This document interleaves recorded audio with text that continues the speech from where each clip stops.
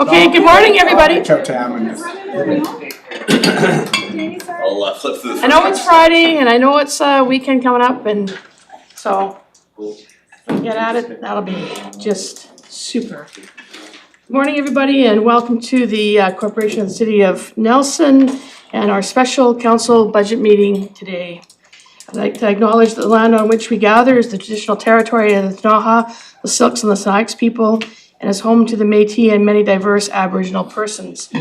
We honor their connection to the land and rivers and respect the importance of the environment to our strength as a community. I received no late items, so if I could have an adoption of agenda as present. Moved by Councillor Tate, seconded by Councillor Lockenberg. All those in favor, and that carries. So on the docket today is the Nelson Hydro budget. Go Jays. Go Jays. All right, it's the first game is today. So we really do have to get out of here, although the game doesn't start till 5, but we want to make sure that we get home and get the peanuts and Cracker Jack all warmed up. So we have Nelson Hydro budget session today, and we have the Nelson Hydro team here. We have Scott, the general manager, on camera. And thank you for not coming to spread whatever you might have with your cold. And we also have from the team, we have Neil, Casey, Jillian, we have Gabe doing some regulatory, and Nathan for accounting. So we have the full team here, and I'm sure everybody will introduce themselves again when they come up to do their portion of today's work. So it looks like, Neil, you're in the hot seat to lead us off, Casey? Casey. I believe Scott's gonna lead us off. I Okay. understand he's still gonna do his spiel. Okay, there's Scott. Okay, there he is. I was thinking, okay, we'll see who goes first. Okay, Scott. Yeah. Thank you, Mayor and Council. Appreciate that I wasn't able to be there in person today. I would really like to have been, but started to feel something coming on yesterday, and I'm definitely not 100% today. So I'm going to do my best to facilitate. But I've got a great team that are going to, walk you through what Nelson Hydro has been doing for the last year, what our plans are, and of course, the important piece of discussing our budget and rates for 2026 and 2027. So you can see the agenda. It's similar to what we've done in the past. So we'll walk you through one at a time through each of the key areas so that you have a good sense for Nelson Hydro and what our plans are for next year. If you could advance the slide. Yeah, so in terms of our org chart, one of the things I wanted to bring up is that you'll notice that there's some changes to the Nelson Hydro org chart for 2026. And these are to allow us to focus on some important projects and to prepare for succession planning. I have decided to retire next summer when I turn 60 to spend more time with my grandchildren and support our aging parents. To facilitate this, Casey Smith has agreed to take on some additional duties as the Assistant General Manager for 2026 and lead the regulatory process for our 2026 and 2027 RRA, so that we ensure that we have effective knowledge transfer before my departure. This will also allow me more time to develop the AMI business case, which is an important strategic project for the utility, and to initiate some long-term planning for our aging power plant. In a similar change, you'll see that we have a current posting out for an Assistant Operations and Line Manager who will work closely with Neil, who has indicated that he too will be retiring in a couple of years. This role will focus on advancing the asset management program by developing comprehensive asset management plans that include detailed preventative and predictive maintenance processes and programs. This role will also lead a number of small replacements and upgrades to upgrade projects for some of our aging infrastructure. And then as a trade-off for this additional position, we have eliminated the project coordinator position, which was on our org chart last year, and we are saying goodbye to Sophia Mountford, who has done a tremendous job of documenting and organizing many of our utility processes and policies over the past year. So these will take place starting in 2026. You could advance the slide, Casey. Right, I'm going to turn it over to Nathan Russ, who's going to walk you through our budget and rates. Good morning, everybody.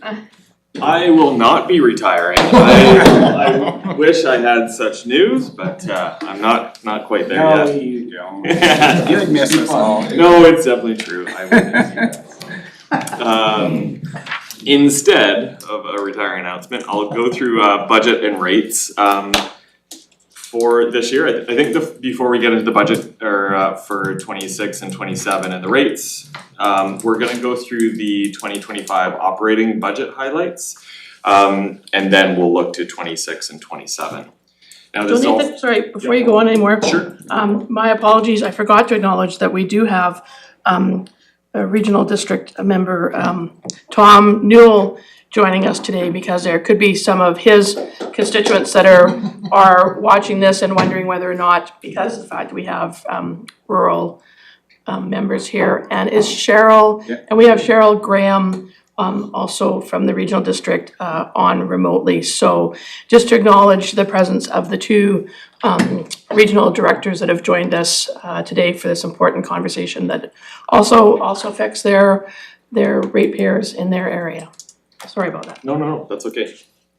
Now getting into the 2025 budget highlights, so we won't get into too many details of the projects and what Nelson Hydro has been doing in 2025. I won't be, but the rest of the team will be behind me. I'm just coming at it from a budgetary perspective on where we're forecasting to be at the end of 2025. So on the slide in front of you, so we've got a little chart on the top right, which I'll be referencing, and then there's graph on the top right, and there's a chart on the bottom right. That's just a numerical version of the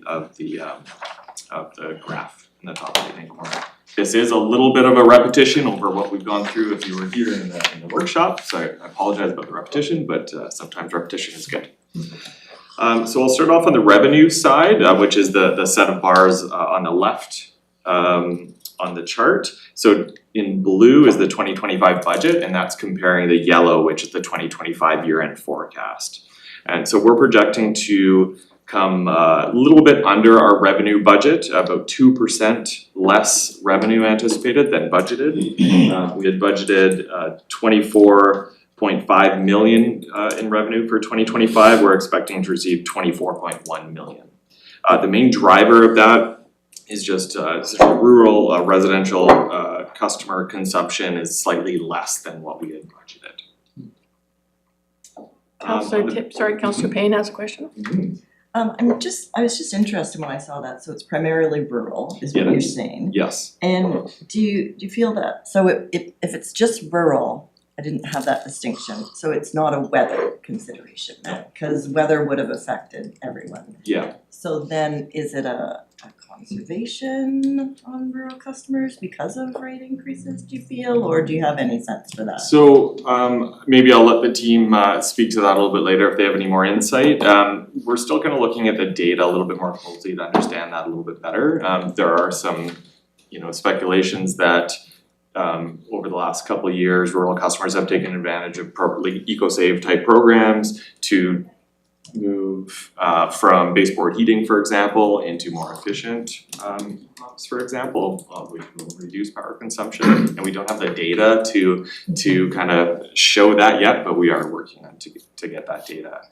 One other reason though, for the difference between budget and what we're forecasting now is we're looking to we are tweaking our model to forecast for rural consumption for this next rate application for 26 and 27 and forward.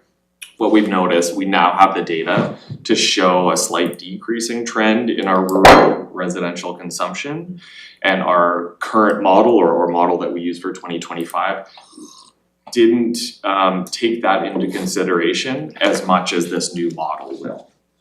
So our old model was based on using averages, but when you have a declining trend, averages don't really follow the slope as well as this new model that we're projecting. So going forward, we're hoping to, we are gonna create a model that better forecasts for rural consumption. Supplemental, Councillor Payne, and then Councillor Tate.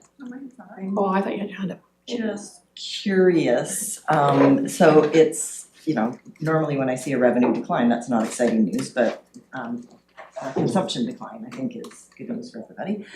So I'm interested that, I'm heartened that the rural customers are taking advantage of the emergency energy efficiency program, that's great. I'm wondering why the uptake, and it sounds like you're putting the data together from that department, are you? So that, I wonder why the uptake would be greater in the rural community other than, because it has been going on for a number of years, so just very curious to see how that rolls out. It would seem that people in the city of Nelson would also be taking advantage of those programs at a greater degree, because I know our penetration is not huge. Yeah, Early adopters are in, but now Nelson's we're, probably more early adopters. I'd also say, well, the early adopters are in, I think it's spreading That's further what I mean, afield. like Nelson's more representative of early adopters. Yes. Rural probably late adopters. Oh, so I you think think- this is the early adopter phase in rural? Yeah. Okay, also you have to recognize that we have way less heat customers in Nelson. We're using natural gas in Nelson, so our electricity load is quite a bit less. Whereas in the rural area where there's no natural gas, they were electric heat customers, so if they do things, you're gonna get a bigger bang, but that's as Nathan said, that's speculation at this stage. We can dump, and we did this, you know, during the original work on the coast, so we can dump our whole customer base. We can start to look for trends. I remember when we started Coastal, we had these massive residential customers that were using, you know, way more than the commercial customers. So I think some of those folks have dropped off there. So we need to look into the data to figure out whether this is speculation at this stage. So I wouldn't, you know, we're just speculating at this stage. We need to look at, is it across a bunch of customers? Is it a few customers? Is it, and we need to get better data, because maybe Nathan, you can speak to the implications of under budgeting revenues. As you would think, you know, that's a good thing, but we're in mostly a fixed cost environment. So if you're declining revenues, that means you have fewer, you know, the rates have to go up to pay those fixed costs. That's all our utilities, whether you're water, sewer, Nelson Hydro, because you have to recover those fixed costs. As consumption goes down, your rates have to go up to, you know, to make up that shortfall to cover costs. I get that, and that, thank you for that perspective, because that really explains it, because here, when people are adopting heat pumps, then use is gonna go up. Yeah. Yeah, whereas out in the. Right, exactly right. The other thing Whereas is in the that, rural, it's gonna go down because of the other, Yeah. thank you, Yep. that's a data point that I hadn't considered. Yep, for sure. and rural consumption per household was higher than urban, so there's a lot more low-hanging fruit there that they can take advantage of, and now we're getting more of a convergence to where there's more of an equivalency between an urban and rural ratepayer and what a typical household consumes on Yeah. an annual Yeah. basis. A typical household, in the rural, what we're seeing right now is around 1,000 kilowatt hours, where in urban, we're seeing around that 750 kilowatt hours. So, you know, there is potentially still a decreasing trend to continue, but as Kevin pointed out, that rural, don't have that gas utility option, so there'll likely always be some sort of differential there. And just one last note on revenue, as the CFO was discussing, you know, the rural revenue being less than expected. You know, again, it does sound good, but I mean, we do need to earn a certain revenue to sustain the utility. And when it's rural, governed by the COSA and the BCUC, we do have a deferral account, you know, to recover those differentials. So I don't get into too much detail there, but that lost revenue or that revenue shortfall will go through a deferral. Moving on to the expense side, which is the next three columns. Power purchases is the next column, and just a reminder that the blue is budget and the yellow is forecast. We're actually expected to, or forecasting to end the year less than 1% within budget, so essentially right on budget. Nathan, which is, you know, that's the challenge. You know, we've had less consumption, but our power purchases are are basically the same. So that, you know, that's the variable part of the system generally, but you wanna speak about the demand charge is that what's driving? Well, I can kind of speak about like why that might happen. So, you know, we've certainly noticed freshet is a big driver of power purchases. So we've had years in the past where overall utility demand, you know, per customer basis has gone down, but our power purchases has gone up. But if during freshet, if we're not producing extra incremental power, then that means we're buying extra power from Fortis. So there are some situations where non-intuitively we're buying more power, but maybe consumption is staying, you know, relatively flat. So freshet does have a big impact on that as well. So We're kind of, especially in the rural, we're facing, you know, we didn't have power purchase go down with the revenues.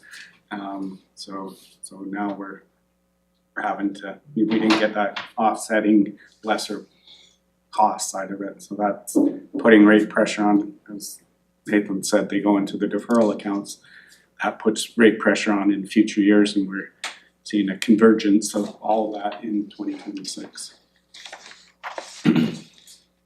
Moving on to the next line item, which is operational expenses. So what we're forecasting for 2025 is to be under budget on operational expenses by about 4%, which is equivalent to around $300,000. The main drivers there. Sorry, Cheryl has a Yeah, there's a question, yeah.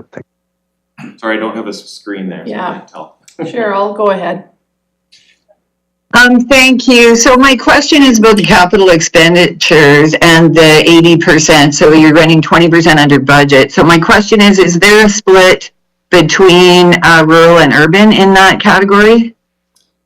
Yeah, it's not a percentage split, it's on an individual basis. So it depends on what the capital project would be and whether it's allocated to common, which is the majority of the capital projects, and whether it's allocated to rural or urban.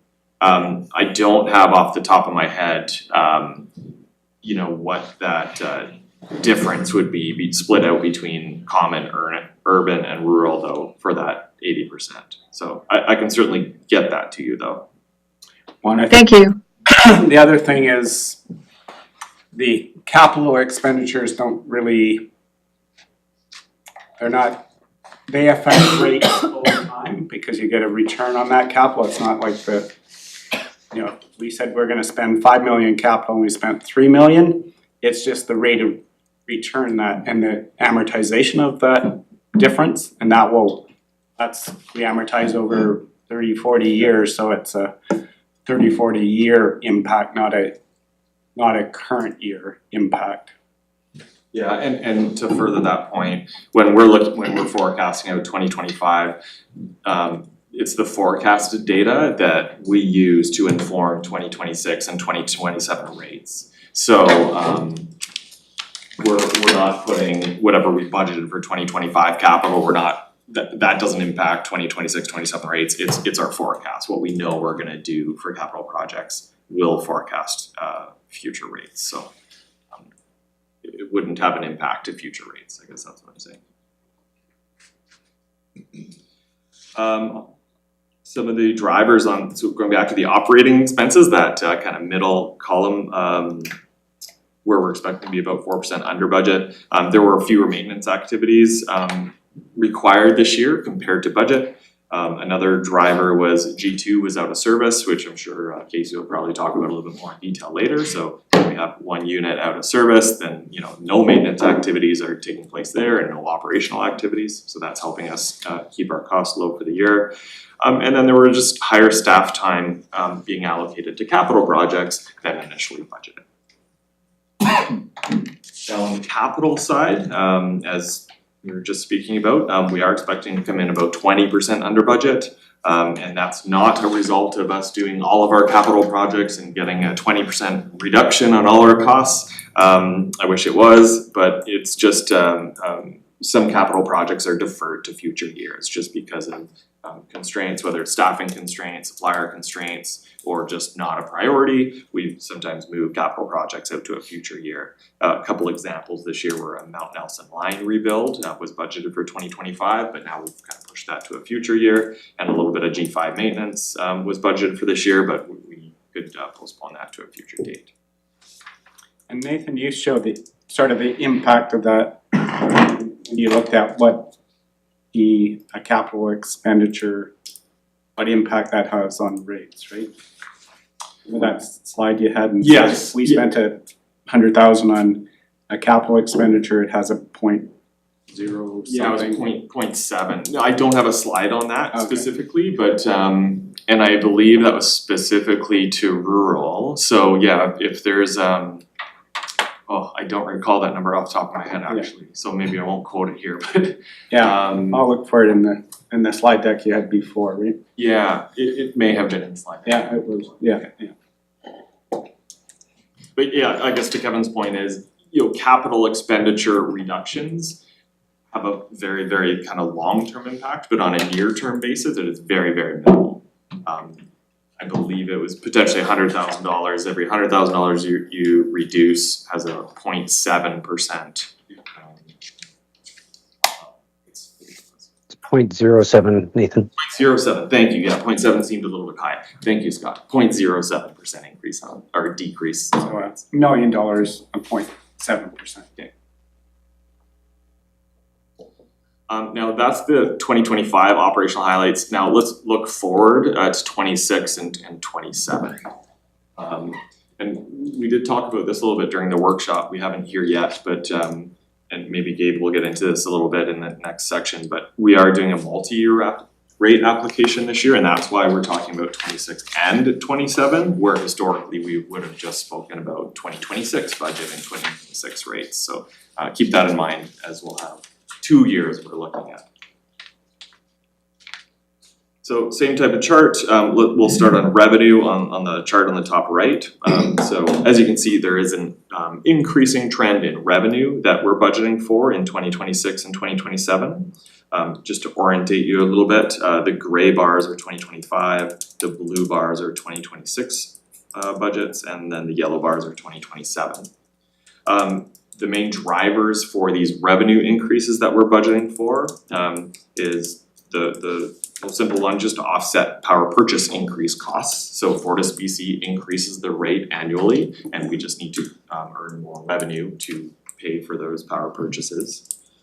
There was a change in the return on rate base or return on equity from rural due to a generic cost of capital decision from the BCUC. So that earns more revenue for the city. And there's also some prior period adjustments, also known as deferral accounts, that we are going to recover. That increases our revenue for 26 and 27 as well. And then further there needs to be a revenue increase to support city dividend and ensure the capital reserves are healthy. We will show a capital reserves chart a little bit later, and that will kind of show you where we are with that. But we need to make sure that our capital reserves are healthy and we're earning enough revenue to replenish those. From the power purchase side, so the next set of bars on the right, we're getting into expenses here. You do see an increasing trend in power purchases as well. And that's directly Fortis BC rate increases. So the rate increase for Fortis BC for 2026 is 3.69%. Last time we presented, we were using the figure 3.45, but since then we learned of an additional increase that Fortis BC will pass along.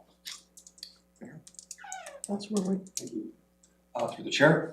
So it's interesting, this dance you're talking about here between power purchases, customer usage, and plant production. So obviously to keep our budgeting process healthy, we want people to purchase Nelson hydropower. We want that to happen so that we're able to maintain Nelson Hydro, but we want to not purchase power from Fortis as much as possible because it's expensive. So trying to keep that on the lower end. So I just find, and also trying to get people to be more, what's the word I'm looking for? To do like heat pumps and to reduce their usage, so. I just find this like a bunch of competing needs. And like, I'm just trying to like have a vision moving forward here of like all those competing needs and how do we make that work? I mean, obviously you're moving through that, but there is a lot of kind of how you put this together. Yeah, and maybe Scott can speak to that a little bit better, but I mean, from a production standpoint, I mean, you're probably aware we are capped at a certain amount, so I mean, we can only produce what we can produce, and as, you know, demand increases or population increases and usage increases, you know, the next best option is to buy power from Fortis BC, and they're expensive relative to you know, our production power, but as Scott alluded to in a previous, or in the workshop, you know, we are getting the best Fortis BC rate, wholesale rate, I believe. And I believe Scott and his team do evaluate, you know, other opportunities to produce more power, you know, against that Fortis BC rate. There are just no projects at this point that have been able to, you know, produce power at that rate for Nelson Hydro to increase their capacity. And just as a supplemental, Mayor, as like, let's say Spearhead kicks in, that is gonna be probably a pretty large drop. So will we be able to cover that kind of growth and not just be purchasing power to feed the growth? You know what I mean? Like, how do we manage that? Yeah, again, maybe Scott or Casey, you can jump in, but our only option really is Fortis BC power purchases at this point. I mean, we don't have, unless we have longer freshets, which we cannot control, we have no control over that. You know, we're not producing any more power than our license can afford, and from my understanding, there is no mechanism to, you know, increase the amount on our license. So Our purchase is our future growth strategy. I believe so. Thing with. And yeah, Councillor Woodward, you are correct, it is complicated. Right. So you know, in the ideal world, you'd have conservation that would reduce and make room for growth. Right. I don't think we're seeing, you know, we have to look at what's happened in the rural area, but it's not gonna I don't think Casey or Scott offset a large new customer like a Spearhead, or, you know, when they electrify this ferry, that could be substantial. Scott, you would like to add anything? Yeah, sorry, it's always tricky when you're virtual to sort of jump in, but yeah, I just wanted to acknowledge it. Councillor Woodward, it is a bit of a dance, it is complicated. Nathan is correct that any increase in load currently would just increase power purchase, so that's going to increase, but it also then, you know, balances out some of that revenue, so on a per customer basis, then, you know, it's more power per customer, so yeah, it's a, you know, everything impacts everything else in an integrated system like this. Thank you. Thank you. Just to add on that, the other little piece of complexity too, you know, in rural, even when we're talking about, you know, decreasing trend of consumption, that is also offset by increasing populations, right, and changing populations. So yeah, there's a number of factors that we consider for sure. Director Newell has a question. Yeah, I think you covered this in the other one, Nathan, but what is the markup that Nelson Hydro charges on what's purchased from Fortis? 0. Yeah. There's no markup on it. Right, and the other, to the most recent point about regional growth plans and regional districts' regional growth plan, I don't recall, like, we talk about septic systems and access to water, but rarely in that regional growth plan have I seen a thing about, hey, do we have enough electricity for people? So anyway, I appreciate just adding that to our layer of discussion around that, so.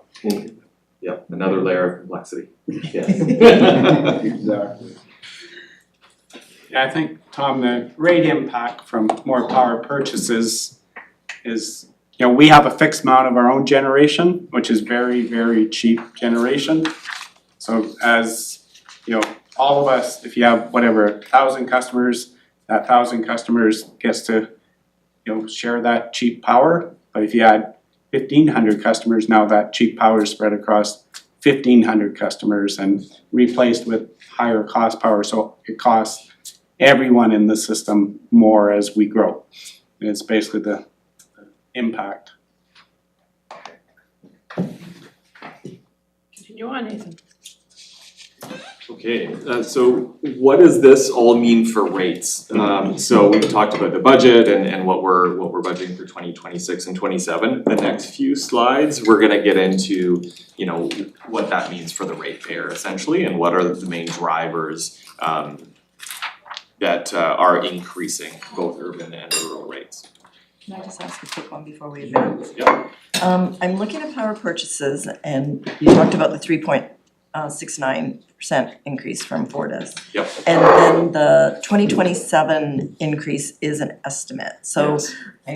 I know that Nelson Hydro is putting in a 2-year rate application to BCUC. Does Fortis not do the same thing, or is it just in process and they just haven't got a response yet that the 3.5 is gonna be the number for 2027? I believe they do a multi-year rate application as well, but they don't publish their Okay. future rates. Because I believe they leave room for adjustment, there's likely adjustments every year that they make and that they need to determine to establish those future rates. So we don't have a future rate from Fortis. In fact, we just received 2026 Fortis rates a couple months ago, you know, so it's relatively new information as well, So do we have room for adjustment when we get the BCUC saying that? Casey's gonna answer that for you. Oh, is he? Okay. Cheryl had a Or question. somebody's, too on it. oh, okay, Cheryl, and Cheryl's got a question, okay, wow. I can answer that quickly maybe. If Yes, it's there coming is later, room. I'm fine with that, I just wanted to Yeah, yeah. understand how we're in step with Fortis, so that people, you know, do have that feeling going forward that we're in the range. Yes, so for future power purchases from Fortis, so for example, 2027 where we don't know the rate, we put in an estimate. But for the rural customer anyway, again governed by the COSA model, there is a provision for a deferral account to capture any of those changes. So whether it's less, you know, there could be then a credit to the ratepayers. If it's more, then there could be a recovery by the utility. So there is a provision to true that up. That's awesome, I get that. It's, you know, the effect is the same on the urban side, but that flows through our reserves. So if we're under, then we can put more money in the reserves. If the costs are over, then we put less money in. So the impact is the same, and they're just two different mechanisms to capture that difference. Thank you. Director Graham. Thank you. So just a question on the demand side management. Does the BCUC like set any standards or requirements for something you must need to achieve from your demand side management programs, or is it just the fact that you have some? I can answer that, Dr. Graham. So the BCUC has a sort of general expectation from Nelson Hydro, but we do not have any specific performance-based targets like Fortis does for the demand side management program. They have reviewed, what we have in place and determined that that's, adequate and, meets the overall objectives that the BCUC has to try and sort of promote reductions in power consumption by ratepayers. So supplemental, if I can? Yes, go ahead. Thank you. So do you track what your demand side management programs actually achieve in terms of like savings? Yes, we don't have anything in this presentation, but the climate and energy team that we support to deliver our demand side management program, as well as for the whole region, they'll be presenting to council. I don't know what the date is, but sometime in the next month or two, I believe they have a presentation to council to go over their budget and their performance measures. Okay, thank you. Nathan? Okay, so again, moving on to, you know, how this budget impacts rates. So we're gonna start with the urban ratepayer. I'll kind of walk you through this slide a little bit. I'll probably start off with what the rate increase that we're recommending is, and then kind of show what this graph shows. So the urban rate increase that we're recommending for 2026 is 7.83%. And then for 2027, the rate increase that we're proposing or recommending is 2.89%. As you can see, just slightly above those figures, kind of what the drivers are. The next slide maybe speaks to it a little bit better, a little bit more detail, but essentially on the 2026 side, that 7.83% increase is driven, the majority of it by just kind of your operating side. So your capital, your operating, your power purchases make up the majority of that at about 4.6%.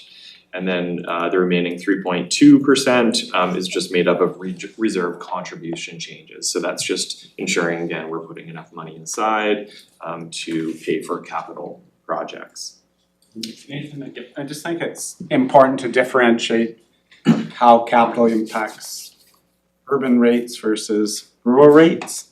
So on the urban side, basically rates allow a contribution to our capital reserves. And all capital projects are funded by basically the city through and urban ratepayers. That's what pays for capital initially.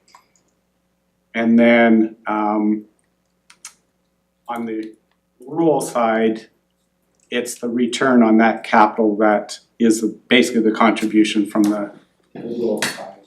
So just to be clear, no rural rates do not pay for or fund, you know, those capital projects.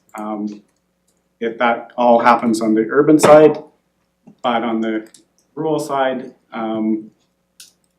you know, Nelson Hydro, the city gets a return on that money that they invested on the urban side. That is clear. Councillor Payne? I just wanna ask for a little clarity on the slide so that anyone who's watching or looking at this later can understand that column furthest to the right is that's the monthly increase Yeah. per average household, Yeah, so which is 1,000. Is it, I just don't see, is it on the slide? Yeah, so that explains that? that was Sorry. gonna be my next step on this Okay. slide to explain that in detail. Okay, So I but I can certainly think do that. just later, if there's any way to add that in. Sure. somewhere Yeah, on the yeah. slide, that what that is, cause if I looked at that, I went, oh, $11 over the year, sure, I can manage that, but that's Right. not totally what it is, and yeah, and you're gonna talk about the average household, because Yeah. I'm interested in that span as well. When we look at the customer who's living in an apartment paying for their lights is gonna be $25 a month. Right. And in our household, where we have 3 housing units, fully electrified, is gonna be significantly more. So how we're getting to the mean, the average, the whatever it is, I'm curious about that as well. So I can touch on that, especially as it relates to this slide. So what's typical in this industry is to compare with a comparator that's uniform across urban, rural, and also different utilities. And that comparator is 1,000 kilowatt hours per month on an average residential consumption. So that's how we compare our rate to FortisBC or a bill to FortisBC. That's kind of the standard measurement tool. So that's what I've done here. So this is 1,000 based on 1,000 kilowatt hour consumption on an average monthly basis, so on a monthly basis. Does that change annually or? That's the comparator across the industry. No, that doesn't change. When we're comparing us with Fortis, with rural, it's 1,000 kilowatt hours. And again, that's what I've used in this slide, so that's what all these figures represent. However, one thing I did wanna point out is the average urban, in this case, because we're talking about urban consumer, as I mentioned before, doesn't consume 1,000, it's around that 750 mark. And so, the actual bill, if we're looking at, you know, these figures on the slide here, in 2025, for example, I'm showing up about $138 per month on your average bill. But if you take, because that's based on that 1,000 kilowatt standard, but if we take our 750 average customer in urban, that's $103. So it is significantly less. So I will add that on future slides, that 1,000 kilowatt hours, but just note that is just the industry comparator standard. For our average urban customers, residential is less than this. Yeah, So I just went back after the last Yeah. workshop and I looked at ours and then I talked to a few other people about Yeah. what theirs were to just better understand what the ramifications are gonna be for, for you individually and and for most Yep. people. Well, and I think because it's basically a variable rate, so your rate's gonna go up to 7.83%. Yep, no, I get that. And yeah, that's the language I would use. I mean, whatever your bills are currently, if you don't change your consumption patterns, use that percentage. That's the best way to communicate it. But as you know, there's dollar figures on the right hand side just to give some perspective. Where on here for that 1,000 kilowatt hour customer, it would be about $11 per month increase in 2026 and about a $4 a month increase in 2027. If that's 1,000 kilowatt hours, if you're using our average customer, the increase in 2026 would be $8 instead of 11. Now, what does that look like on a, just a little bit of a chart here on the components of what make up those bills or make up those rates? Just kind of a very high level slide on what that looks like. So your operations account for the least amount on everybody's electricity bill, so around 21%. Power purchases, the amount that we buy from Fortis is about 40%, and then everything else is about 40% as well. So that's your capital expenditures, your capital reserve contributions, your dividend, all that stuff. And, I think this slide really highlights, that really low cost power that we generate. So 50% of our power usage or power supply is in that 21% plus the whole operating the rest of the system, all our maintenance, all our tree management program, all of that's in that 21%. So we, what those costs that we control, I would say we provide tremendous value for, and that's why our rates are, even on the rural side are still lower than Fortis BC's. Now jumping over to the rural side, so the same two slides, different figures. And this is, Councillor Payne, to your point, this is also using 1,000 kilowatt hours, which happens to be the average rural residential consumption. So this is more indicative of what a typical user might see. So the rate increases that we're proposing for rural for 2026 is 15.98%, and for 2027 3.77%. And do note kind of the impacts or the main drivers of that. Same thing, your operational changes, your capital return, your power purchases make up about 4.7%. Of that 15.98%, your deferral accounts, and so those are prior period adjustments. We spoke earlier about, revenue shortfalls, so that shortfall would go into a deferral account. There is a new deferral account for the generic cost of capital decision from the BCUC that is included in here that has a significant impact. But overall, your historic changes that the utility needs to recover on rates is 6.6% impact.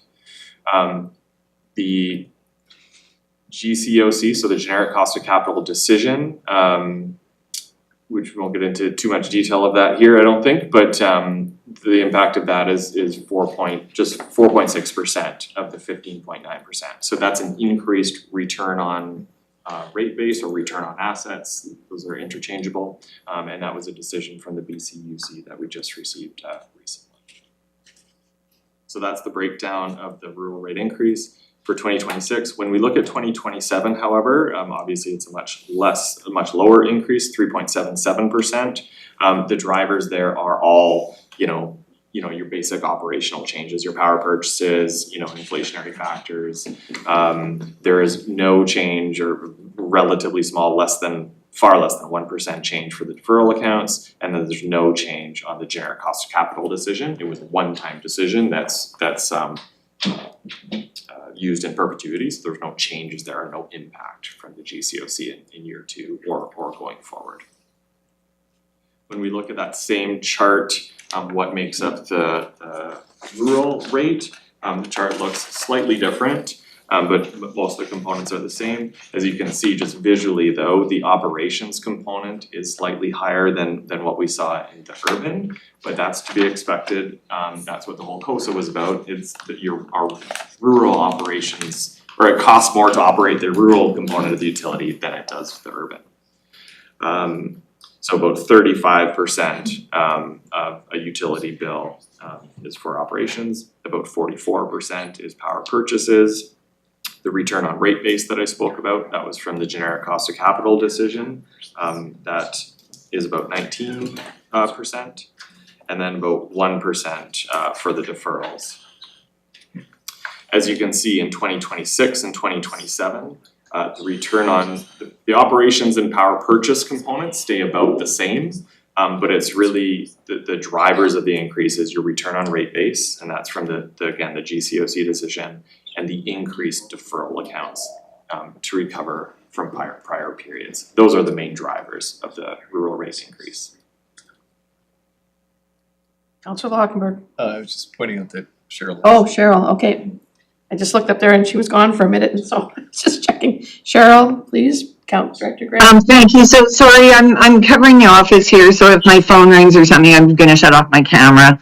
My question is really, this doubling the rate increase for rural customers is really, on behalf of the rural customers, I will say not acceptable, and it's not being well received in the community by the residents, especially those who can least afford this.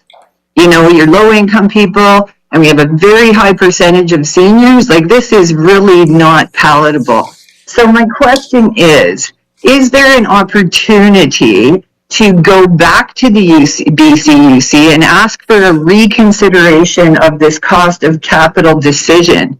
Like this seems to be one of the main drivers for this massive increase in a year when, we're all facing a lot of inflation, there's pressures on us all over, we're probably looking at about a 10% increase on our property taxes. So all of these things together are just creating real concern for me and my residents in Area E. Yeah, I don't know, Scott, if you want to kind of chime in on the GCOC and that process a little bit. Yeah, I can speak to that. So, Cheryl, I think you've seen the GCOC decision. It was kind of wrapped up with our 2025 revenue requirements application, or at least sort of the direct application of that from the original decision that is part of that proceeding that regulates the returns for all utilities within the province. So there's no opportunity to, go back and have them reconsider the GCOC decision. There may be some, and there's no opportunity for us to change the way we calculate that based on the orders. They have directed us, this is how you were to calculate your return, this is how you're to apply the deferral accounts that are causing this, spike in increase in the rates for 2026. There may be some discussion, I think, through the process that sort of maybe there's a different way that can be applied that extends the change over time. But one of the things that we recognize is that by doing that, even the deferral accounts, by extending it over time, it does, cause an overall greater cost to the ratepayers, because when you extend it out, there's interest on the amounts that are being recovered, and consequently it's more. So at this point, we don't have any flexibility in terms of how we calculate it. I am sure there's going to be some healthy dialogue with the Utilities Commission around sort of the rate that's being proposed. And I don't know sort of what their, ability to be flexible or to sort of direct any kind of different application than what has been established through our cost of service and the generic cost of capital proceeding. You're on mute still. Sorry. Thank you. Can you back up one slide for a minute? I did put my hand up, but I get it that people can't see me. So if we can't do anything about this generic cost of capital, then I think we do have to consider something with these deferral accounts, like a 6.63% increase in these deferral accounts. And even if it does cost more in the long term, your residents will be getting some kind of raises as well. But they're for sure not getting a 15.98% raise this year. Nobody is. So I really think, and I know I've asked this in the letter that Tom and I had submitted to, and all of you have read, but I really believe like we need to do something here. Like this is not okay. And Area E will not support this. I can speak to the deferral accounts a little bit. I mean, all the deferral accounts have been approved by the BCUC and they've ordered us to establish deferral accounts, just like the GCOC decision as well.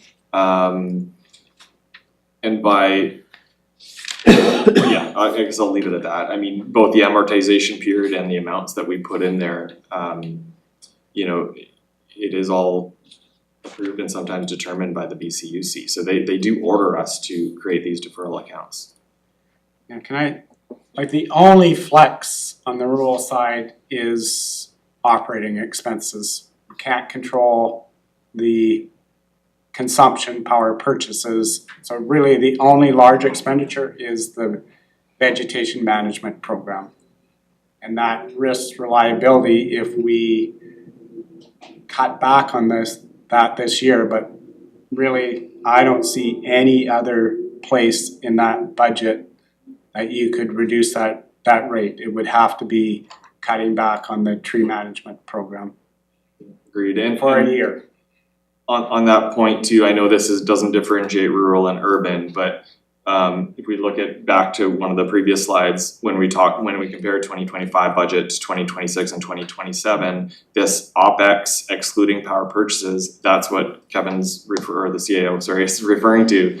And we're proposing a 1% increase in 2026 on operating expenses and a 2% in 2027. So there really isn't a margin there to cut. That's despite inflationary pressures and everything, so. You would cut back, like what are we budgeting for vegetation management? Yeah, Neil will get into that with the. Yep. We could have a negative, right? We could, but there'd be some pretty dire consequences to reducing the vegetation management budget. Yeah, so why don't you bring that up, but that really is the only place on the rural side that there's everything else is there's no room to reproduce it. Cheryl, did you have another, Well, the only other comment I'm going to make is going to go back to the previous workshop presentation when I saw a budget that said it had $512,000 for pole replacements in rural for 2026. And I had suggested then we don't need all of these pole replacements in 1 year, or, it doesn't seem like we do to me, but, I don't know how that fits into here. I'm not the expert here. I'm not running Nelson Hydro. That's like, you guys are. But to my mind, there's got to be a way. Where there's a will, there's a way. And, I don't have the solution here, but I'm just saying, this is very hurtful on our residents. And I think this is not a good situation for us to be in as we're trying to work together in other services.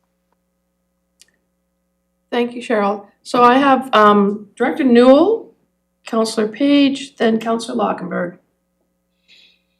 Thank you. From the deferral and the old GCOC, does the accumulation of money or collection of revenue from those to those accounts, does any of that money get distributed as a dividend to the city of Nelson? Yes, yeah, for sure. Pass the return back to, like I said, the city funds the capital program, so it's the return of that capital. That, when I say dividend, I mean kind of like a profit as opposed to covering costs that the city incurs. That's the return on those assets, right? So the city invests $10 million and gets A return on that investment. that's all that goes back to the city. Okay, thank you. But also the amount that ends up, you know, we call it. I'll just stand up to Yeah, hear we you. call it a dividend, whether, you know, that amount of that dividend doesn't have any impact on rates. The rates are strictly driven by what Nathan mentioned here, operating expenditures, power purchases, capital investment, those items. Dividend isn't a factor in rates. So in terms of that return, so how that works, some does come back to help fund things like the Civic Center and all those other things. But the majority actually goes back to renew assets. Right. So all of that return does not just all come back for, you know, for the city. A big portion of it funds new capital in Nelson Hydro. That's how that gets funded. Supplemental. Yeah, if I could just briefly, and so 7 years ago at the Adventure, when Alex was the general manager, I stood up and said, you know, we should partner rural and Nelson so we can get some of the dividends that come to the city. You know, we're just one big happy family. So just a reflection of the evolution of the relationship as rural has become this separate entity, whereas naively we thought we were kind of all one big happy family 10 years ago because the rates were the same, everything was the same. So that was kind of the genesis of the question is, you know, we recognize that the rural Nelson Hydro rural customers, part of their revenue, the part of their fee is going as a dividend to help the city of Nelson. So I just wanted to make sure that I understood whether this how much of this 15% increase was just going to increase the dividend from the rural people to the city. But you're saying no, it's just Well, part of 4% is generally where the dividend to the city would come from, and the rest are incurred costs forced by you being you owning a thing, a company, a profit-making thing. And just to reemphasize the CFO's point too, in no way in the rate calculations is dividend even considered.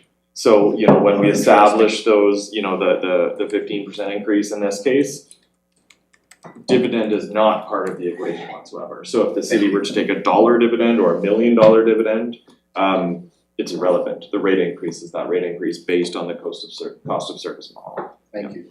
Yeah, just wanted to clarify that. Thank you very much. Councillor Page. I would only just flag, and I know you mentioned it will be coming through the climate team, and I know we have some additional announcements connected to that when we're looking at the negative impact of rate increases on households, it's about, for me, it's about increasing how we're doing that demand side management piece and how much we're resourcing. Even ironically, are we in future years anticipating additional revenues in the rates to fund additional implementation of demand side management so that households on fixed incomes that need heat pumps are taking ever more of the hit out of making those conversions, because that's what's going to make the impact for people who are on limited income. And those are the people, I think, Cheryl, not to put anything, not to speak for you in any way, but those are the people that I think are most affected and impacted by these kinds of increases. I've got baseboard heats and I'm out in Blewett and I have no other source of fuel to do that with. And if we can help those people make better use of their electricity through retrofits and energy conservation measures, and I really ardently believe that that's what we need to be doing in the coming years, is doing a much better job of having more impact on those households and bringing their energy use down, so that they're not as exposed to these rate increases in the first place. Councillor Lochner? Yeah, here, in fact, was part of what I was gonna say too, that the agency that rural ratepayers have here, and speaking as a rural ratepayer, myself personally, I am one of those people that Director Graham is talking about. The reliability, the improvement in reliability over the last couple of years has greatly benefited me and my neighbors. I really appreciate that work, and so any compromise of our veg management program, I think, would negatively affect me as a rural ratepayer. So keep that up. I don't see that as an area of savings that we should even remotely be considering. The second thing is, as Councillor Page stressed, the biggest opportunity we have as rural ratepayers to affect our bill by far is how we manage the demand, how we manage our own usage. We do have, at my place, we have baseboard heating. We also have a heat pump, and the dramatic cost savings that comes from a heat pump way outweighs anything marginal change in the rates. And I'm obviously at an advantage in that we could get heat pumps installed and set up and stuff like that. And so to Councillor Page's point about really supporting the work of our conservation program and looking and lobbying, continuing to lobby the province for support for low-income people to get heat pumps installed, I think is where our focus should be. And as a team, Director Newell, Director Graham, and the city, that's where we should be pooling our common interest and really working towards developing a rural-based, more investment for rural-based conservation. Unless, of course, we consider a boundary expansion, and then we're all on the same team that way too. Okay, so we're not going into those weeds. Thank you I just needed to drop that in there. I do have General Manager Scott. Scott, it's over to you. Okay, yeah, I just wanted to make a comment on Councillor Page's discussion around the regional energy efficiency program and the conservation demand side management work that they're doing. So with respect to this budget, the contributions to the City Climate and Energy team that deliver our demand side management program, those are increasing in 2026 and 2027 only by inflation. So we've not added any additional programs or additional support to that. So they are not contributing to the rate increase any more than just sort of basic inflation. Where we are very fortunate is that that team has been very good about attracting outside grants and other funding support to be able to continue to deliver the regional energy efficiency program and programs for the Nelson Hydro rural ratepayers. So just wanted to make sure that people were clear on that. And we didn't want to add more costs to our operations for that, even though there may be some long-term benefit to that. Doesn't feel like the year to be trying to expand that program. And I know they've got some things in the works that are going to make a difference for both urban and rural ratepayers going forward. Councillor Woodward. Thank you, Mayor. One piece I think both for Tom and Cheryl to consider too is that when these rates go up, it's for a service. Like the extra cost is increasing reliability. I'm also a rural ratepayer, and as with Councillor Lautenberg said, a bunch of years ago our family went and bought a generator because there were so many outages due to the veg issue, and so the veg management I haven't used my generator once since I bought it. Because of the reliability increase, because of the better service. So I think another way to look at the increase is that you're paying for more reliability and better service over the long haul, and you're also helping to stabilize Nelson Hydro as a whole organization for the entire region, not just for Nelson.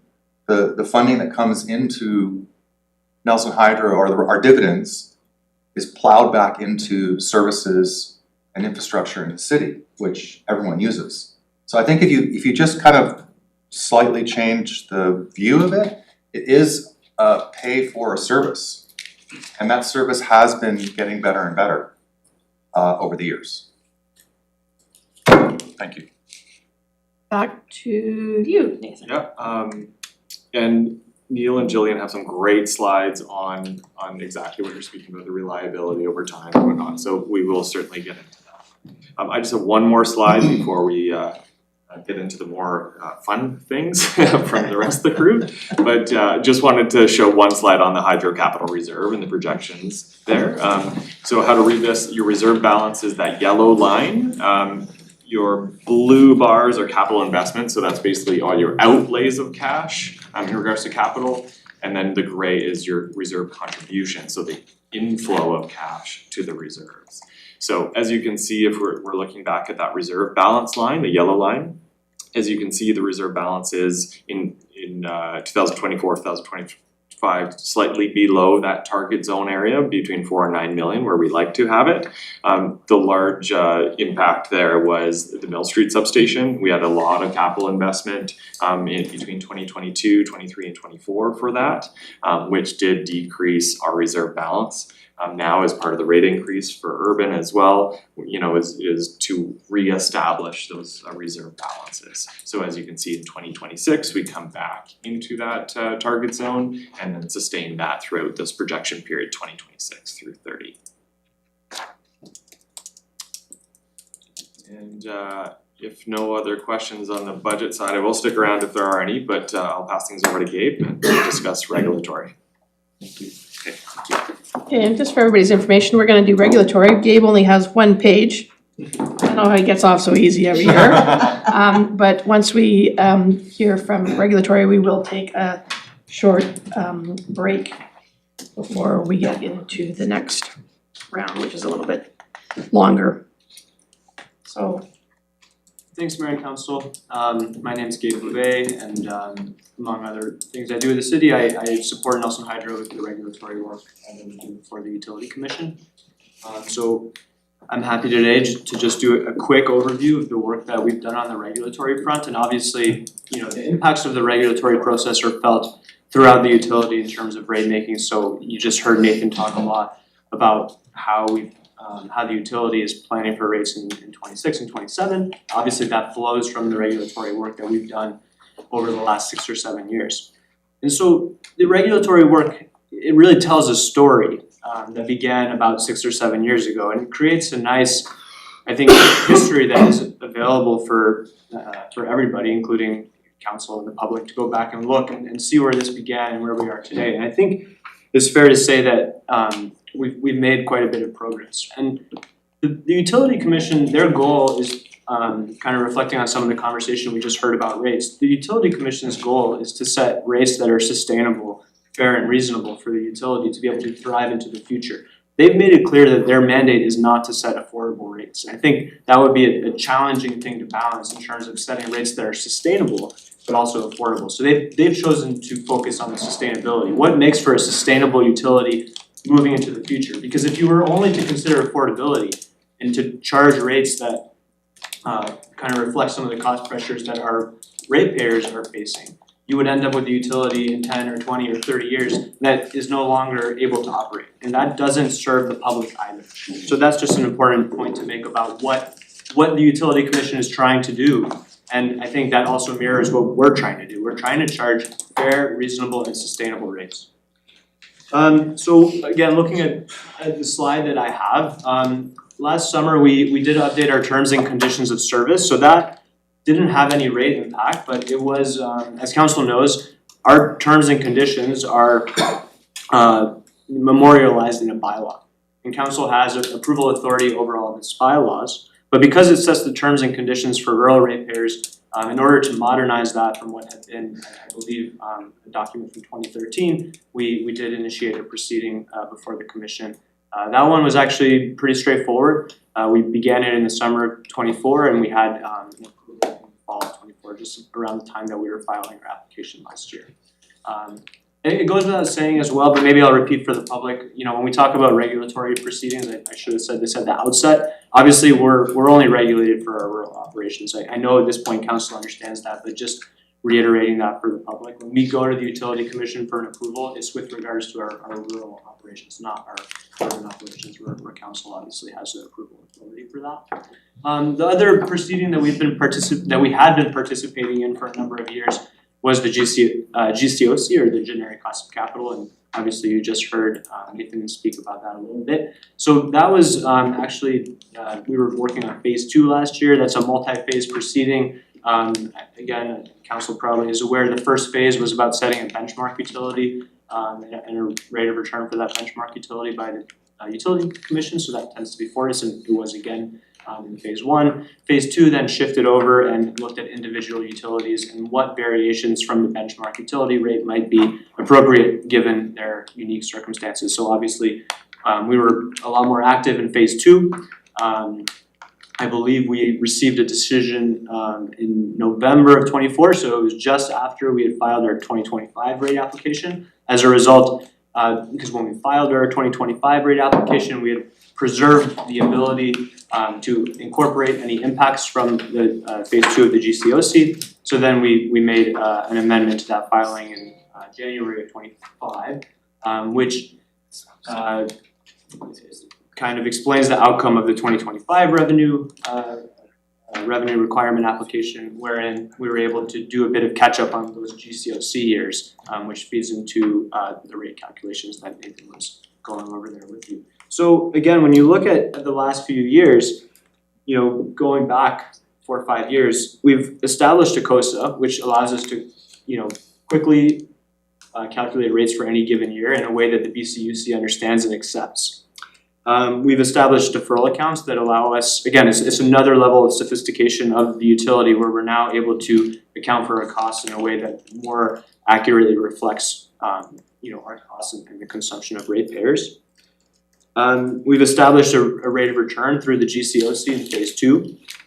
And where does that bring us to today? Well, if you read the 2025 rate application decision, which was issued in August of this year, the Utility Commission again recommended that we explore a multi-year rate application. And they've done that in the past. And we had never felt that we were in a position to do that because there was so much uncertainty about what is our rate of return, uncertainty about are they accepting the COSA or not, uncertainty because we had gone back and asked them to reconsider certain elements. But now that all of that is packaged up and done, we feel we're in a position to do a 2-year rate application. So again, it's kind of exciting. It's a new step forward.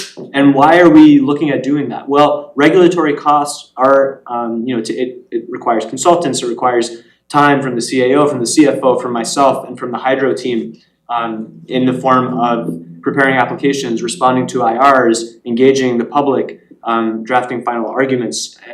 So all that takes a lot of time and resources. So if we're able to succeed in putting together a 2-year rate application where we have certainty for the next 2 years, that should translate into less time and resources spent on the regulatory front. So we're excited about that. And that would be an area where we would see at least some, again, it's a small part of the budget, but some diminishing cost pressures that then go on to the ratepayers.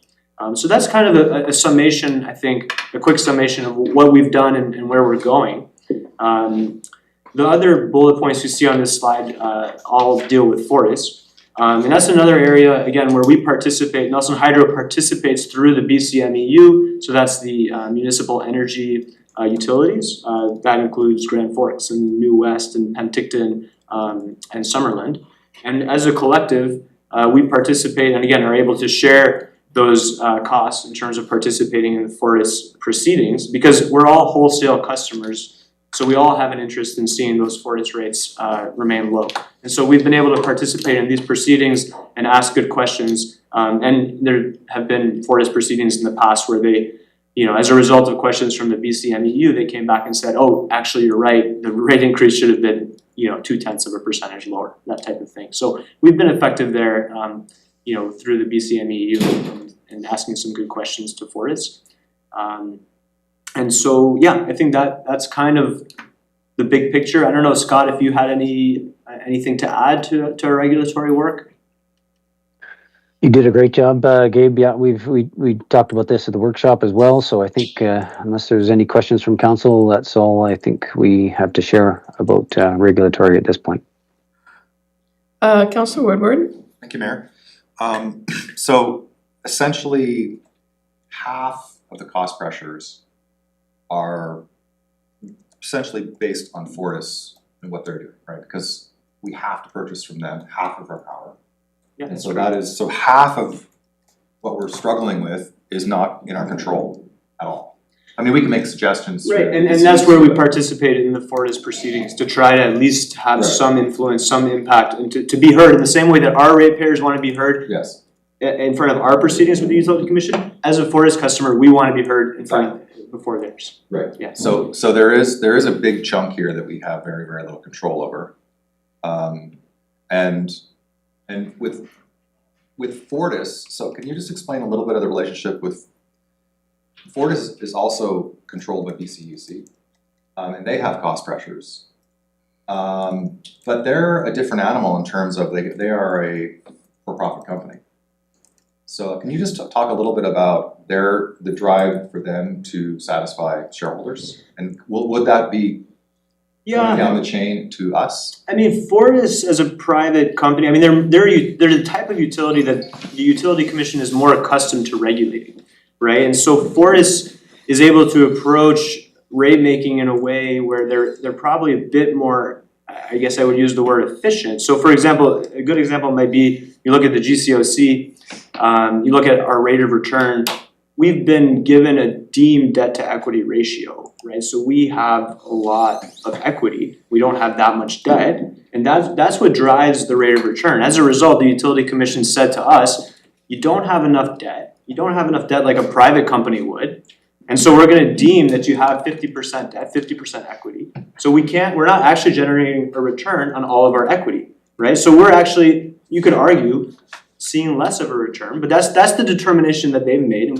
we respect that. We did challenge it at one point, but that's where we're at today. But a company like Fortis, they're not limited to taking out a certain amount of debt. So typically, a utility would have, I think it's a 60% equity, 40% debt ratio. So they're able to kind of fit into that box where they're able to maximize their return based on what the Utility Commission will allow them to do. So I'm not sure that exactly answers your question, but certainly Fortis as a private entity, they are in it for profit, and those profits obviously go to shareholders. They don't go back into the regional community. So again, it might be worth pointing out that although we understand the cost pressures that are put on rural ratepayers are significant and should not be understated, at the very least, that money is going back into the community. Because whether you live in the city of Nelson or you live just past the bridge, you probably come into Nelson and you enjoy our parks, you go on Baker Street. So that money at least is staying regionally. It's not being sent to shareholders in Toronto or somewhere else. That's kind of where I was getting at. Thank you very much. Can I just add?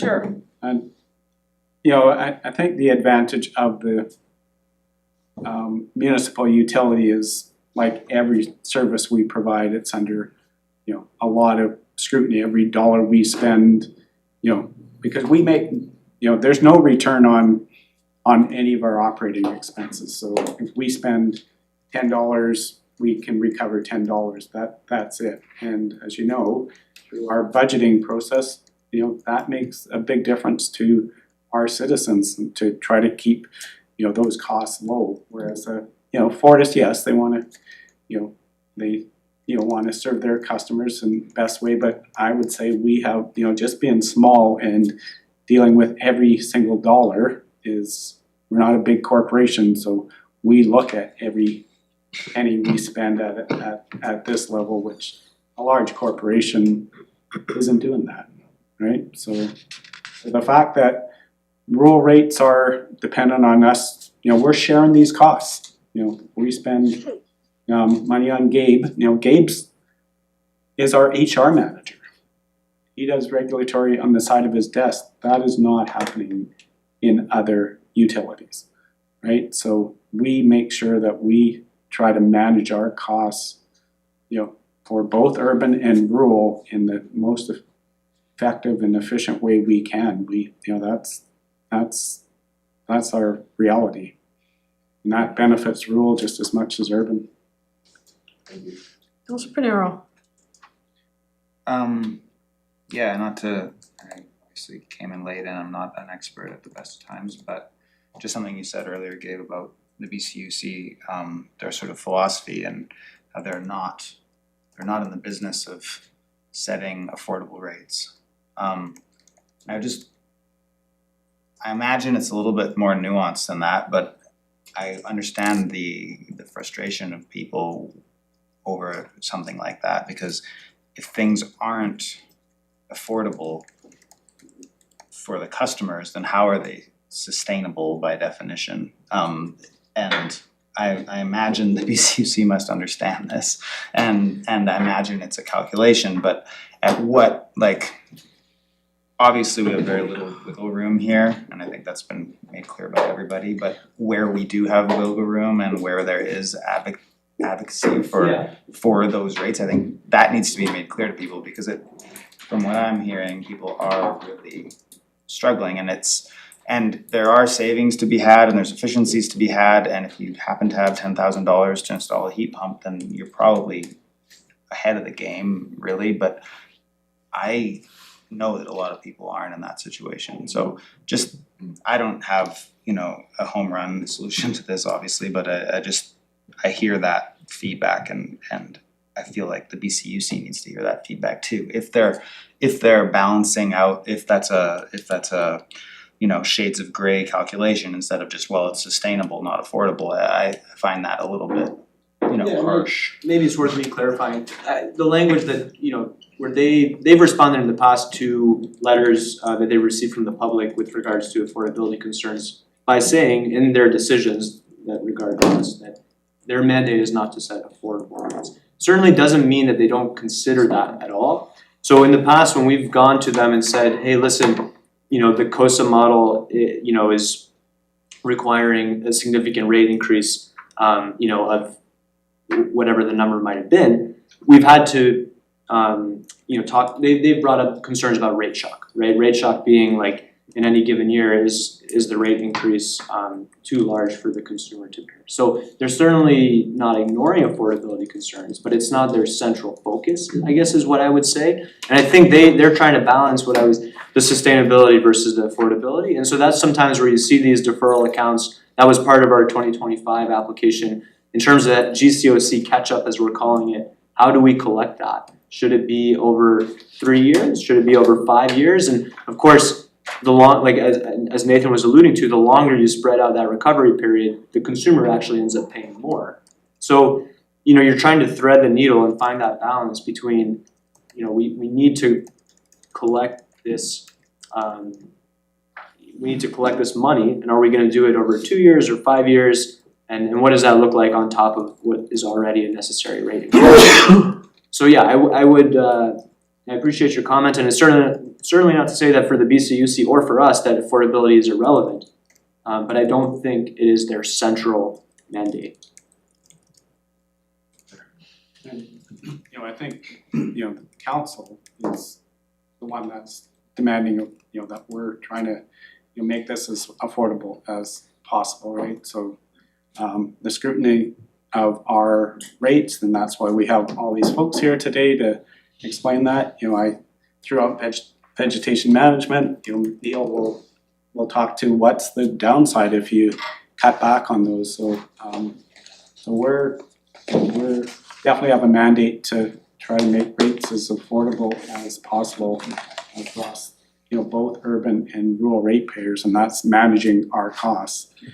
And the BCUC in the past has scrutinized every penny we spent and come to the conclusion that we are running an efficient utility, and they mandated us to increase reliability through vegetation management, which think was a good decision because our reliability was not where it should have been, and that would have been just, rates would have been higher in the past, so you would have had a lesser impact in the future, but the rates would have been ultimately the same. They would have just been a different time, right?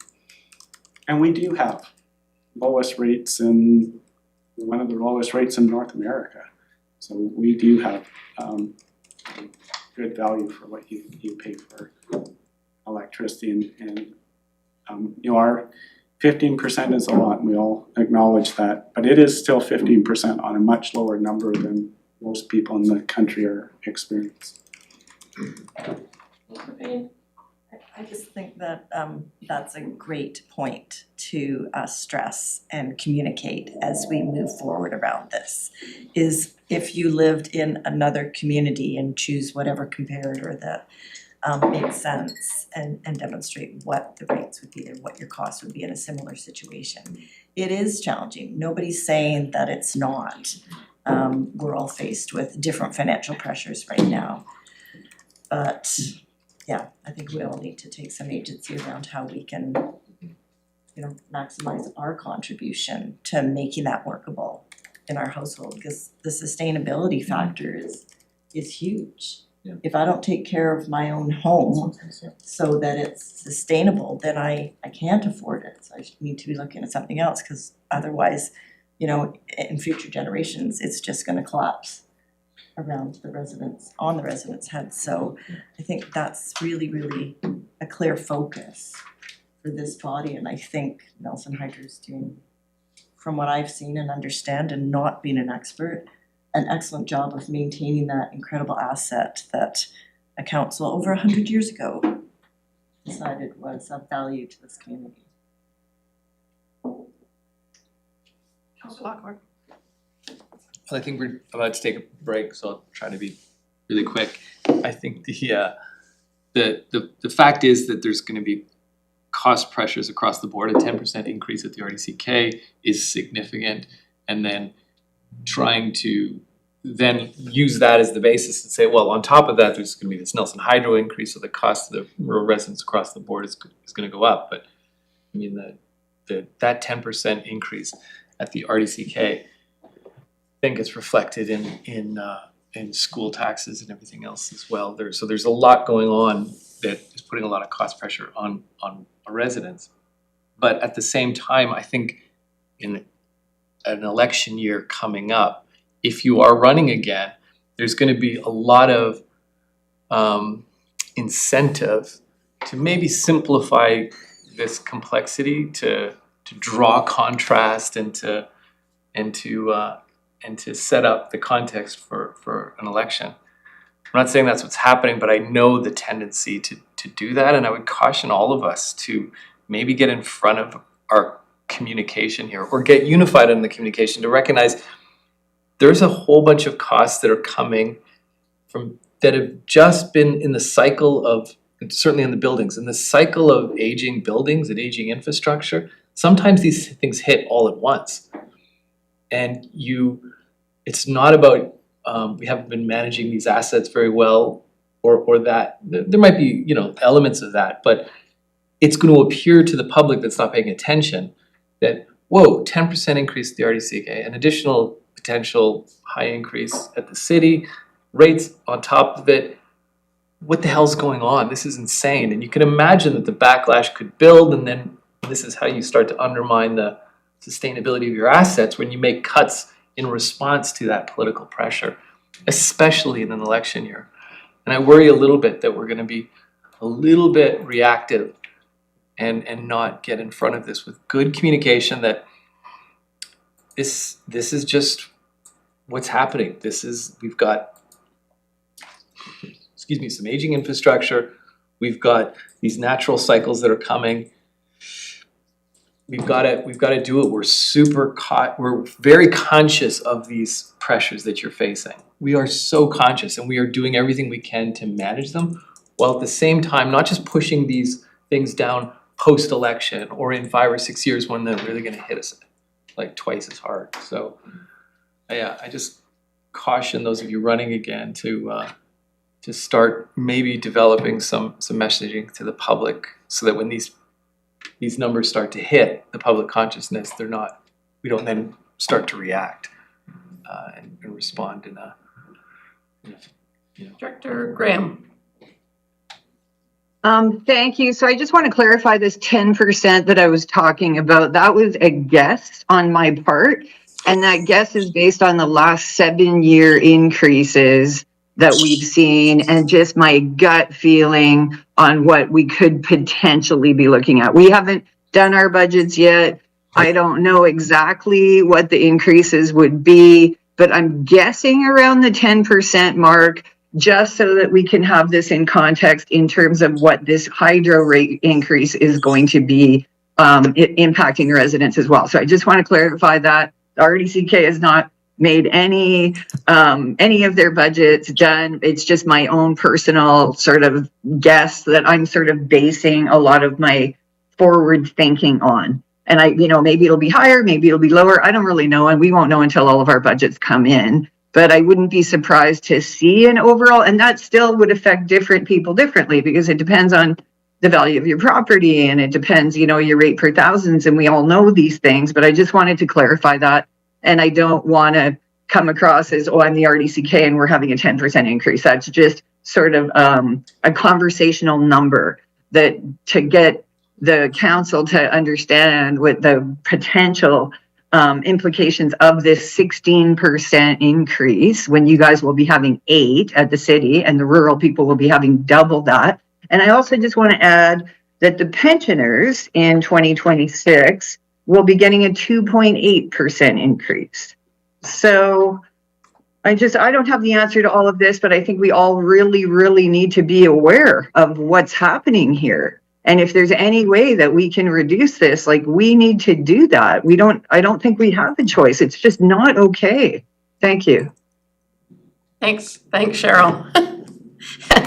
And let's hope the numbers are good. And we all know, anybody that pays attention to the regional district, as we also know that within the regional district, each area sometimes has a different rate of taxation. And I think that sometimes is lost on the general public who still hasn't figured out that they live in the regional district. Anyhow, I see no further questions at this time. So Gabe, thank you for that great summary. You do it every time. I'm just like, you manage to get away with really complicated stuff and we all kind of get it, and you only have to stay in the hot seat for a few minutes and That felt longer than a few minutes. It always does. So everybody, we're gonna take 10 minutes. So I don't know what the magic hour is right now. It's 10:36, 10:46, please, if we could be back. And we will then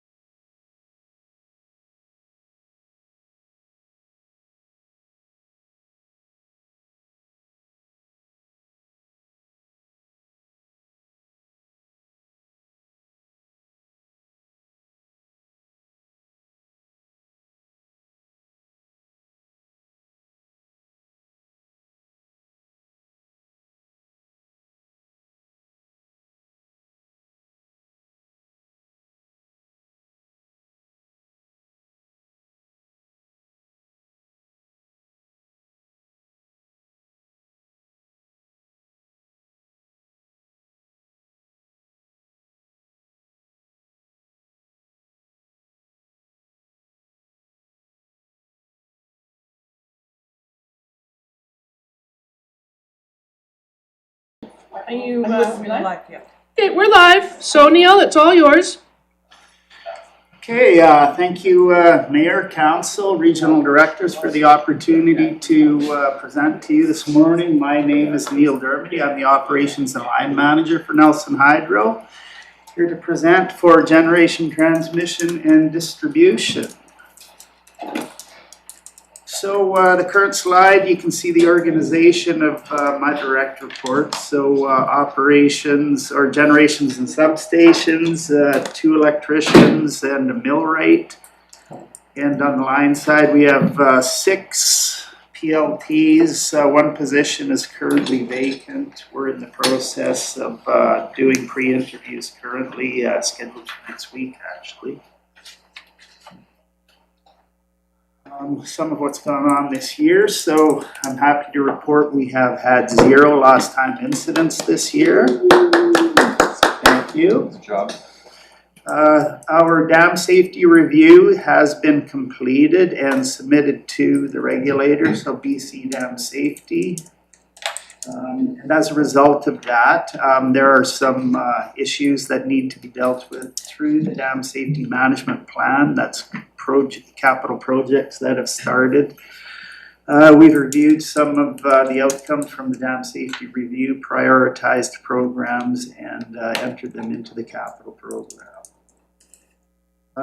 As a result of that, also there's some safety audit deficiencies. There's audits going on. So as a result of implementing our own electrical safety program, system safety and lockout, and a few other things, we are currently going to be performing an audit on our safety program just to make sure it's providing exactly what we're hoping to when we implemented it. And again, there's the electrical safety program implementation, which is currently going on, and the system safety lockout. It appears I got ahead of myself a little bit there. So the solar generation, it is typical of what it is most years, with the one exception of, what month is that? May, June. We had the dam gate or the data gateway server went down for a number of weeks. And we didn't get any data, but we're confident that we would have trended the same as the previous year as shown. Yes. Yes, Councilor Ward. Thank you, Mayor. So solar generation, this was a pilot project. It's running now for what? 12 years? 10 years? Well, at least that long. I've been here 6 now, and it's prior to me. 2017 is when it was commissioned. So I think the idea was it was a pilot project to gather data on the usability of something like this. Is there any kind of report or is there any appetite to do this in other areas as a secondary power generation? Because that was kind of the original idea. Is there any more? It is a pilot to see what utility level photovoltaic would do. As far as the results, I would have to defer to Scott. Okay. Is there somebody who could tell me? Yeah, we did a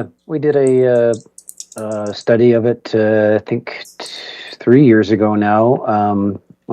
Looked at what the levelized cost of energy based on the existing infrastructure and the actual project costs, and they came out significantly higher than what we're currently paying for Fortis BC. So we know we could probably implement the project a little bit more efficiently, but even then it would still be much higher than what we're paying for clean electricity from our neighbors. So at this point in time, we are not entertaining any future solar projects, but it is a 25-year pilot, and we will continue to gather data. And as Neil said, we've got some maintenance work, and once we start to cross the 10-year threshold, we'll start to sort of understand better sort of some of the longer term costs, so that when it comes time to actually make decisions on whether we want to add generation and a utility scale to the hydro mix or to Nelson Hydro, we will have good information on how to operate and what those operating costs are. Okay, just one supplemental, Mayor? Yes. Thank you, Mayor. Of course, with solar, one of the key places in location. And so that particular location where it is may or may not be the best location. I'm wondering, within that work and study, was there any drive to see if there are other locations that would be more advantageous? When the original project was initiated, I believe there were 6 different locations that were studied, and that was selected as the best one at the time. We have not looked at any further locations. It's quite an investment in land area to do solar, so that's something that would have to be evaluated kind of at the time that we're considering it. Thank you very much. Thank you, Councillor. So this slide just shows the hydro generation. So the city's generating station generation compared to, so it's like we say about 50% compared to the total consumption of the city, which is the part above. Within it you can see the freshet. Those are the peaks in the blue. There's sufficient flow in the river that we're able to use our 3rd water license.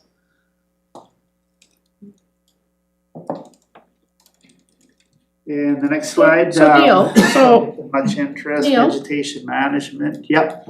So, every time that there's like these weird freshets, so like I'm looking at the atmospheric river in November of 2021. We always get to use that extra in our license, so it's not just a spring time that we get to use the extra space. Anytime that there's more That's water correct, so flowing, we long get to as, use it. yeah, so there's a priority of who can use the water within the river. Right. And the last little portion is afforded to Nelson Hydro, and when we're above a certain flow, we can utilize that. Right, so we can maximize those atmospheric rivers that end up in the in-between periods of freshets. That's correct, you can see that's quite an anomaly, those, like. Yeah, like the only anomaly in the last. Yeah. 7 years, but. Yeah. Councillor Tate. Thank you very much. Why did the gray not come down on the anomaly? Well, the gray is the total usage of the utility. Oh, I thought that was the Fortis. So it would have been the difference between the peak of the blue and the peak of the green is the. Yeah, so the other places where the blue goes up, the gray comes down. And on that anomaly, the gray did not come down. Yeah, I couldn't, I haven't an answer. Well, I think that's just during freshet, we're warmer and our consumption's coming down, right? Not hot yet, so. It's just November and the people probably turned on all of their power. Sorry, it's not the total, it's the import, the gray part. It's a stacked bar graph, it's a stacked graph. It's the import in gray. And the total of the two is consumption. Which is Yes. where demonstrated on this. Yeah, that's. But even without freshet, you're saying it comes down just because it's the season, right? We just use less power in May and June. Yeah, so as the sum of the two comes down, the utility or the city is using less energy. Oh, I got it. Thank you. Carry on. That might not be the best way to display No, I this. get it, cause the gray is skinnier because the blue goes up to there. Yeah. So the import is gray. Yeah, gotcha. But the total doesn't change because it's November. Yeah. I'm with you. Thank you.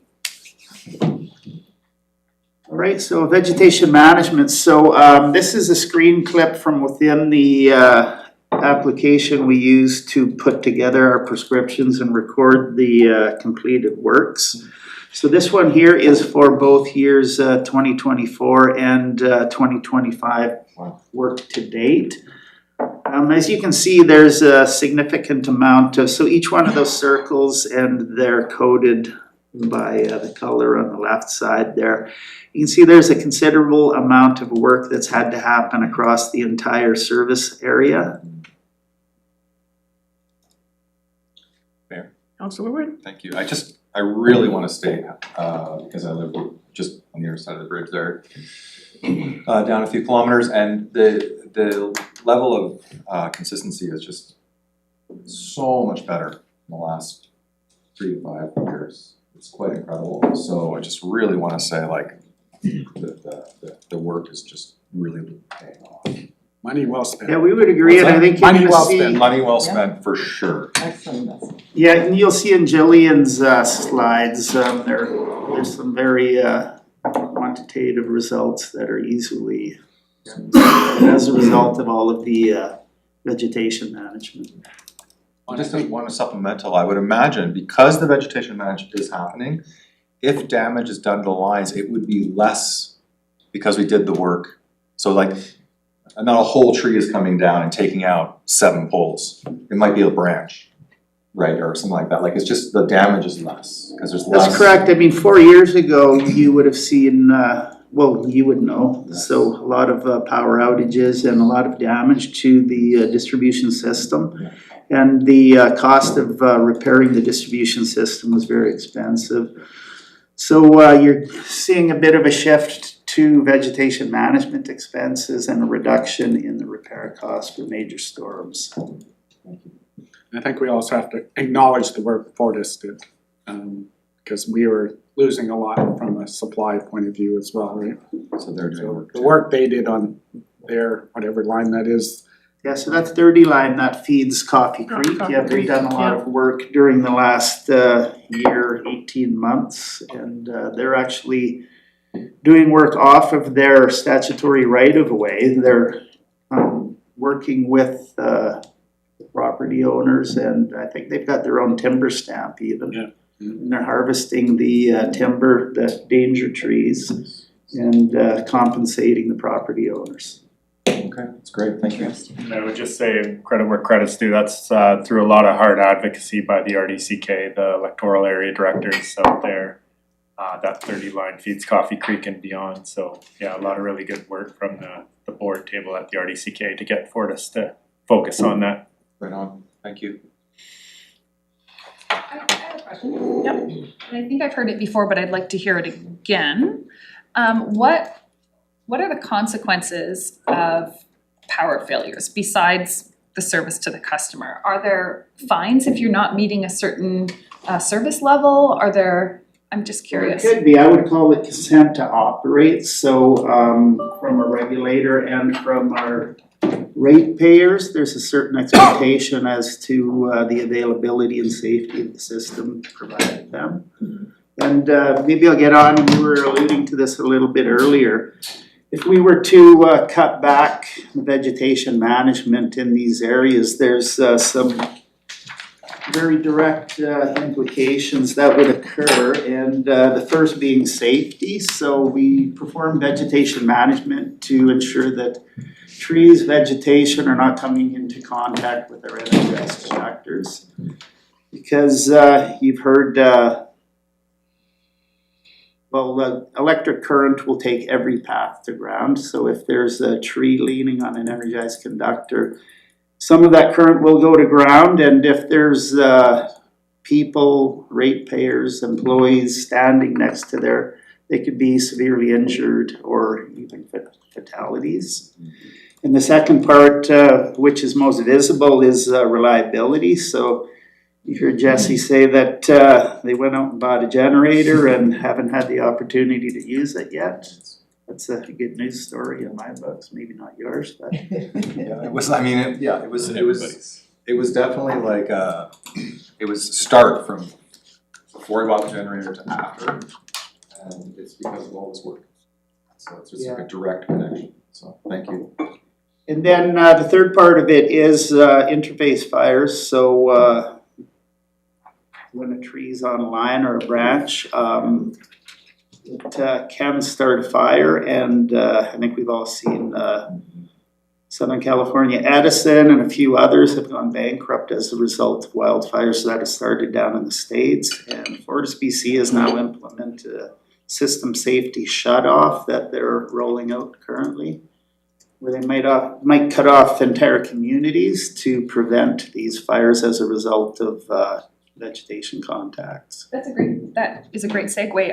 Are there any plans in Nelson Hydro to implement these like preemptive weather-related shutoffs? Not currently, Scott, you could confirm that? I can confirm that we are not considering it, and Fortis BC is not considering doing any power safety shutoffs in our area. Because this is an interior rainforest temperate zone, the risk is much lower for us. So it's better for us to react to potential fires than to be proactive than as they're proposing for the Okanagan. Thank you. Yeah, the common practice we do use is we have circuit reclosers on our lines. So we do turn the reclosing off when the fire danger rating goes above a 4. So that the circuit's not automatically reclosing to burn off branches and whatnot on the conductors. And Neil, maybe could you just, it's probably worthwhile for the people listening to explain how that impacts length of power outages when the reclosers are off? Certainly, yeah. So on most, if not all of our feeders, we have circuit reclosers and they're automatic. So when a branch bridges 2 conductors and causes a fault or it goes to ground, we can program the circuit reclosers so that they will trip and de-energize the line a number of times. And you can set pre-program the amount of time that they will remain open, and then they will reclose to try and burn that fault off of the line. And sometimes they will open and then close and then open and then reclose. You can do it up to a total of 3 times. But you can select whether it happens once, twice, or 3 times, and you can set the amount of time in between reclosure. So during the fire season, we of course don't want to burn these branches off. We would want so we turn the reclosing off. So then it acts just like a circuit breaker. As soon as there's a branch across a couple of conductors, the circuit will open, and then it will not reclose. We will send a line crew to do a line patrol to determine whether it's safe to reclose on the line. And that, of course, means that the customers downstream of the fault would need to be de-energized for a longer period of time. But it's a very good, safe trade-off. And there's a question from Cheryl. Yep, Cheryl, go ahead. Thank you. So I'm just wondering, sorry, I'm new to this here. I'm just wondering what this legend, the prescribed, assigned, crew complete, and review complete, like what that means.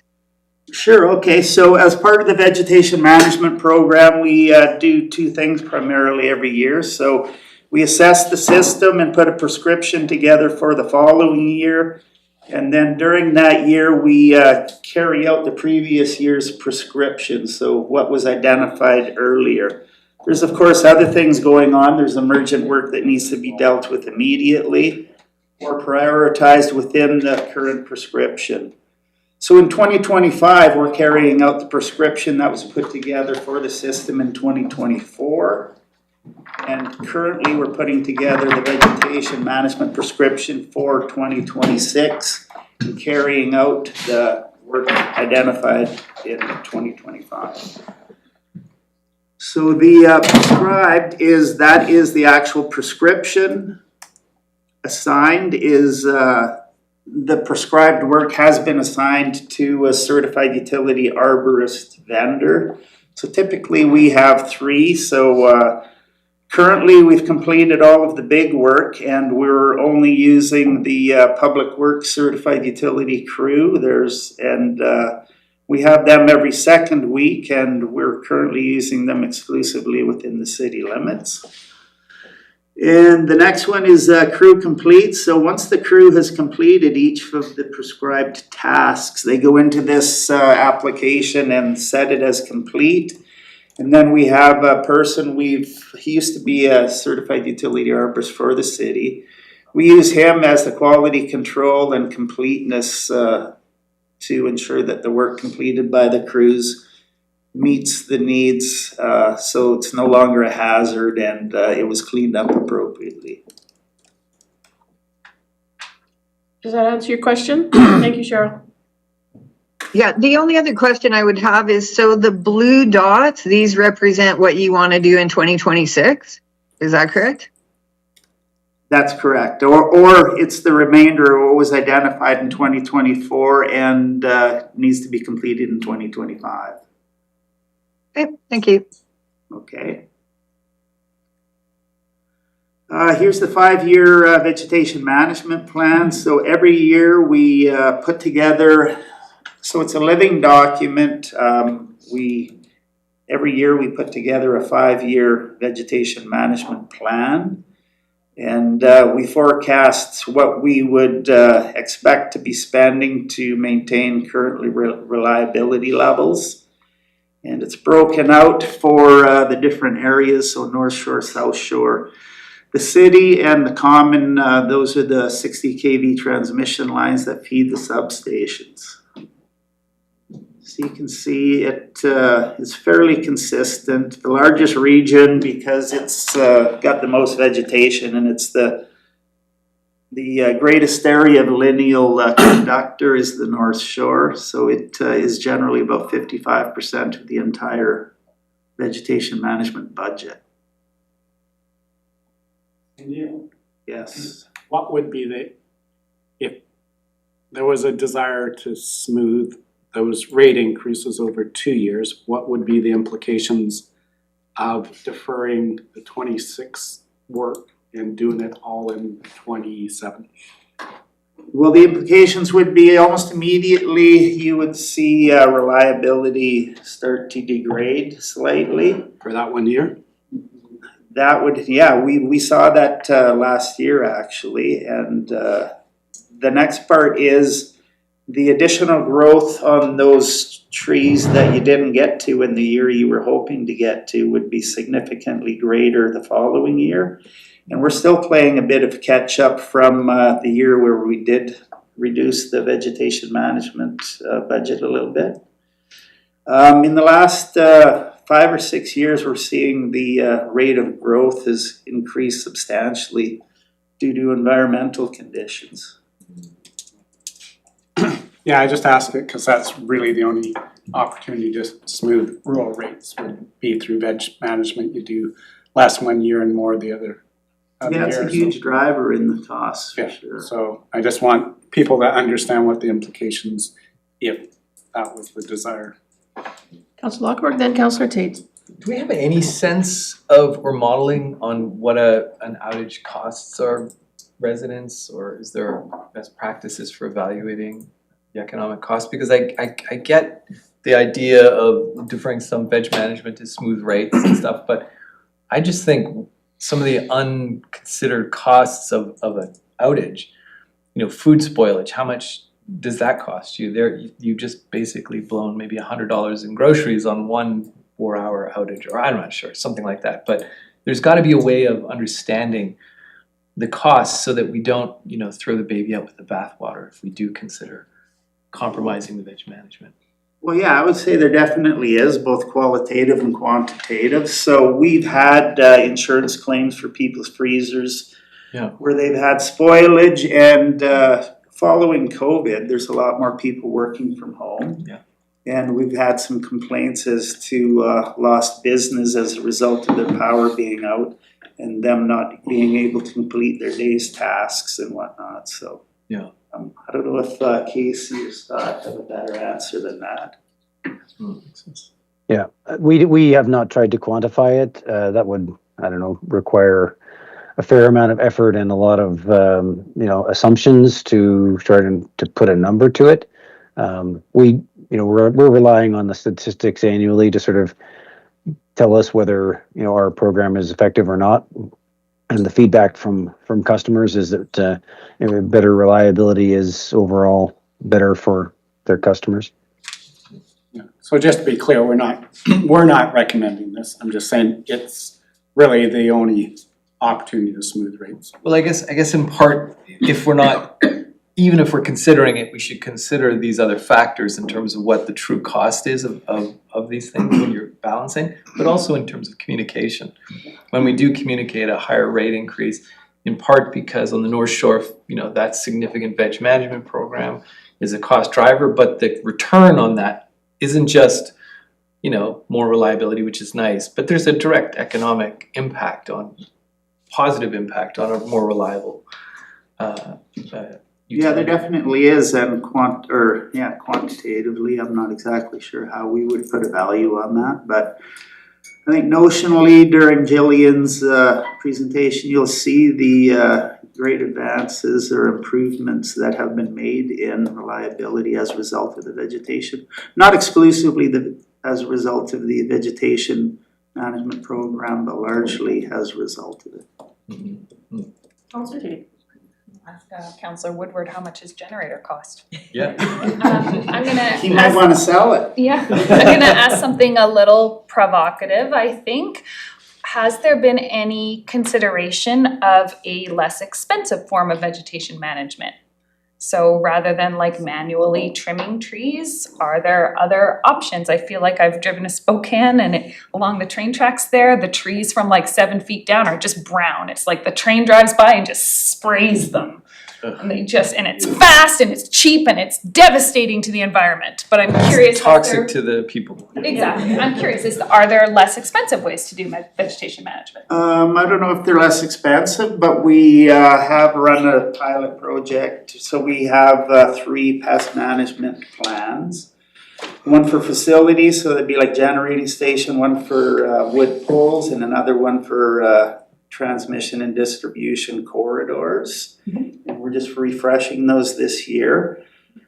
So we have the ability to use herbicides and other means, but of course there's an environmental component to all of that. And we found that, so the first one we did was just a few spans across from on the other side of the bridge. So as soon as we put the signs up that we were spraying, of course, we got a little bit of blowback from the ratepayer. I mean, people don't want herbicide applied in certain places. And as a result of our pest management program plans, there's certain places where you can't use them in riparian areas or around people's wells and things of that nature. So as I said, we are renewing our pest management plans. We're going to look at opportunities where we could use this with the least environmental impact and also engage our ratepayers at the same time prior to using these means. Thank you. What's going on out at the power plant? So as we mentioned earlier, generator number 2 has been shut down indefinitely pending a cost benefit analysis. So we went in there to do some maintenance some months back, and we found that the operating ring within the turbine had some fairly serious cracking, and it was decided that if potentially we're unable to shut it down, we should not start it up. And I think the fix is going to be fairly costly. So Scott and Casey are looking at the business proposition of what needs to happen there. We're currently right in the midst of annual maintenance, so preventative maintenance on generator 3, generator 4, and generator 5. That should be completed by the first week in November. We continue to fabricate machine guards that are required for WorkSafe BC. So it's an older plant, and when some of the equipment was installed, there wasn't regulation regarding some machine guarding for rotating parts and whatnot. So we were identifying these and putting the machine guards in place. And the final big thing that we've done out there is, if anyone's been to the generating station, you'd see that there's a large rock slope or rock cut behind the power plant and the new G5 power plant. So it needs to be maintained. So we need to have high scale or scale off the loose rubble, identify where rock bolting needs to occur, and they have to put up a mesh so that people parking or traversing below the rock slope are not injured by any pieces that might come off. Councillor Wood. Thank you, Mayor. So G2, I see here sort of cost benefit analysis on refurbishment and replacement. I'm wondering if, because we're only using G3, 4, and 5, is there spillover that we're not capturing because we're not using G2 anymore? Or are we fully utilizing our water through G3, 4, and 5? So through our normal water license, we are able to utilize the full potential of our water license, which is 9.1 megawatts. But during the course, so we still have a certain degree of redundancy also, depending on which unit we would need to work on. So G5 has the largest capacity, then G4, and then G3. G2 was about 1 megawatt. And where we're seeing the greatest reduction in production is during the freshet. We're not allowed to use we can't use all 4 units as a result of G2 being out of service. So that's where we see it primarily, but there's potential that it could bite us in other areas as well. So you're gonna do, supplemental, Mayor? Yeah. Thank you. So the G2 cost benefit, so if it could work with the numbers, we could possibly in the future replace that unit so that we can generate our maximum output at all times. It'd be a very expensive endeavor. Maybe I'd let Scott talk to it a little more. Yeah, I can address that. So yeah, with G2 out during freshet, we are megawatt short of generation. So that equates to a net of about $50,000 in power purchases that we have to make from Fortis BC as a result per year. Now, if we're looking at even just simple payback, $50,000 a year relative to several $1 million for a refurbishment and multi-million dollars for a replacement is a challenging proposal. So that's why we're taking a look at the long-term plan, because the G3 is going to be coming up on its 100th year in 4 more years. So all of our equipment at the plant is aging. We already know we've got issues with the dam safety, so we're going to try and take a holistic view of how to rebuild it, because the challenge with any kind of repairs or upgrades that we do to this older equipment is that we have to bring it to current standards. And something like G2, we know that the foundation for G2 was poured before reinforced concrete was even a concept. So the foundation for that building is probably not going to meet current code. So it's going to take some real thought as to, okay, how do we replace these older units economically for in the long term. Okay, thank you so much, Scott. Councillor Lock. Yeah. Apologies if I should know this, but I don't. So our water license issued by the BC government, somehow constrained by the Columbia Treaty in part. I know it's not a direct relationship, but there's some push down on how the BC government looks at its water licenses. With its recent call for power, with the Columbia Treaty being all up in the air, is there a new opportunity for us to look for expanding our water license so that we can maybe consider investing in replacing and expanding our facility? Is that even an option? So absolutely every drop of water in the Kootenay is allocated currently, so we would need to look elsewhere for other hydro generation or other forms of energy outside of hydro. Right, okay. You need year-round water to make it viable at all, right?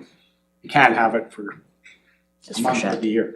Right, but when we were looking before, prior to Scott joining, Alex had presented a couple of options related to Other water. So I mean, building something new, not here at this location. Yeah, I'm thinking about all the options, but that would be another one.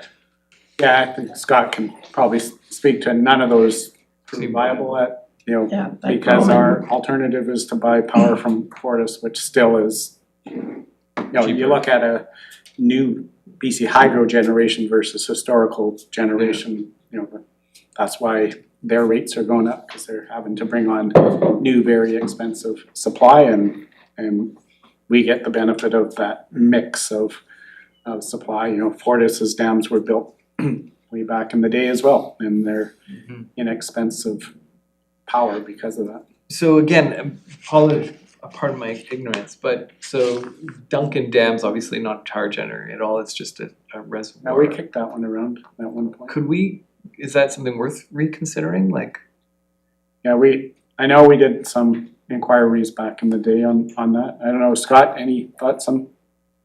Yeah, when I was with Columbia Power, I did a feasibility study on the cost, levelized cost of energy for adding generation to Duncan, and it's significantly over, certainly significantly over the rates available back in 2014 when I did that study. I don't think that the economics have drastically changed since, but because costs have gone up as well as the cost of power, but it will be on the radar going forward. BC Hydro, I'm certain, has it on their radar as well.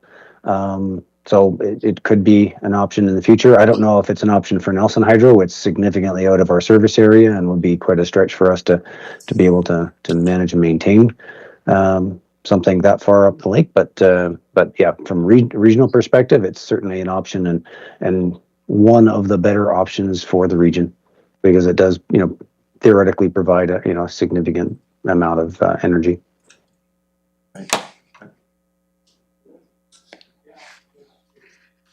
Okay, moving on to lines and substations. So every year,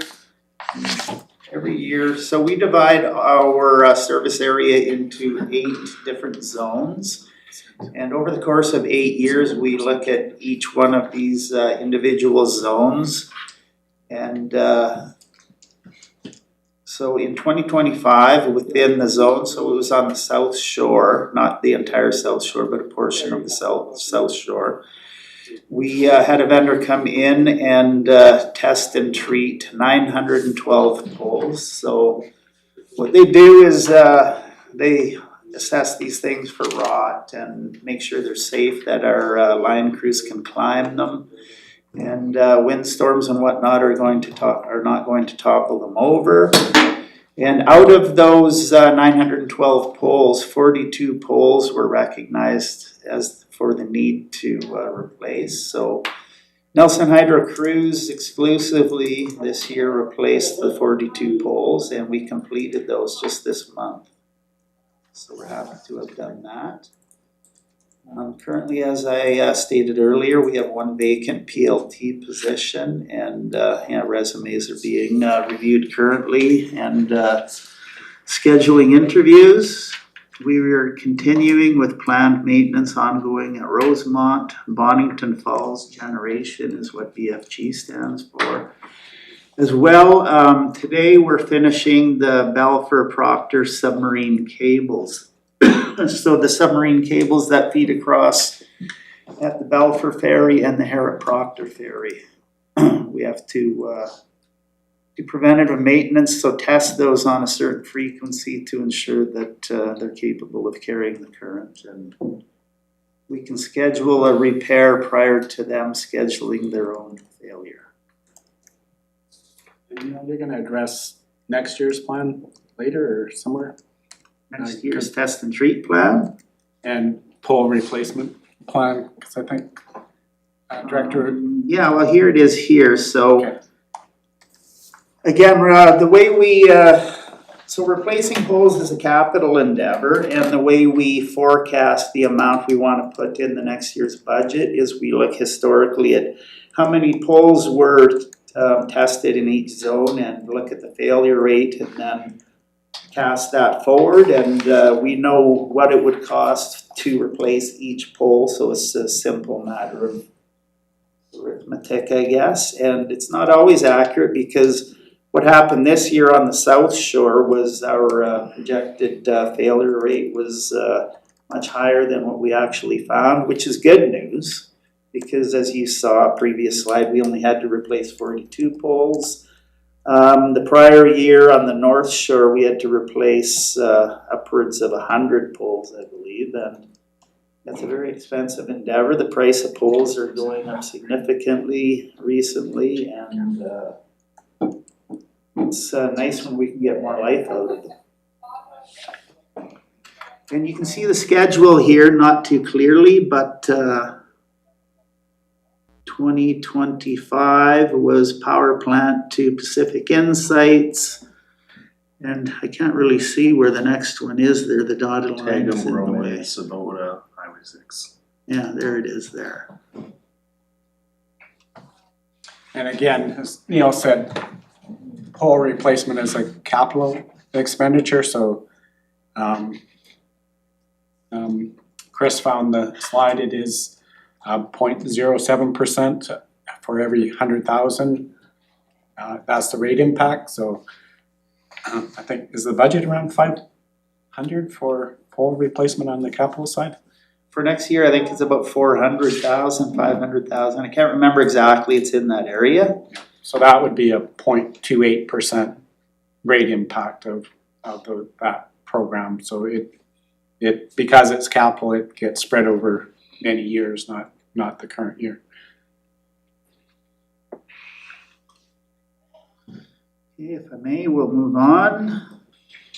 So major storm expense. 2025, there's been no major storms. The largest outage, and I think Jillian will be speaking to it, was occurred on Labor Day. And that was as a result of loss of supply from Fortis. A couple of trees toppled over and took down a few spans of their transmission over by Upper Bonington generating station on their side, which caused us to lose the entire city and the North Shore all the way up to Redfish, our normally open points. And as the vegetation management program becomes more mature, it should maintain the current CEA metrics, which are trending positively, and you'll see those in Jillian's presentation. Operations and lines. So yeah, we're going to continue with our asset management program. It's something we've implemented. So it's based upon identifying each asset and then assigning it through the preventative maintenance program and an equipment health index. And that assists us in prioritizing where we need to focus our resources. As we move through the asset management program, we're going to develop our own inspection program and test plans. Currently, we're using some kind of generic ones that have been developed through CIADI, which is a generation program, and NETA, which is substations and distribution line program. And also, we're using this information to build our capital program for the power plant. So through the equipment health index at the generating station, we're recognizing that there's opportunities out there to deal with some of our aging infrastructure, and we're just working through where to slot it into the capital program over the next 10 years. We're going to continue to focus on reliability-centered maintenance and continue to focus on safety. And that was it for me. Any questions for Neil before he gets to leave the hot seat? Not that thought. I just have a question just in terms of power poles and Yep. life and longevity and all those things. Is there, work being done in the larger community to look at different fabrication for poles instead of being wood in the future? It's just it's an out there question. It's a curious question. Like I know that there's we see steel poles. And I can see the use for high tension wires and whatever. Like we see more of that.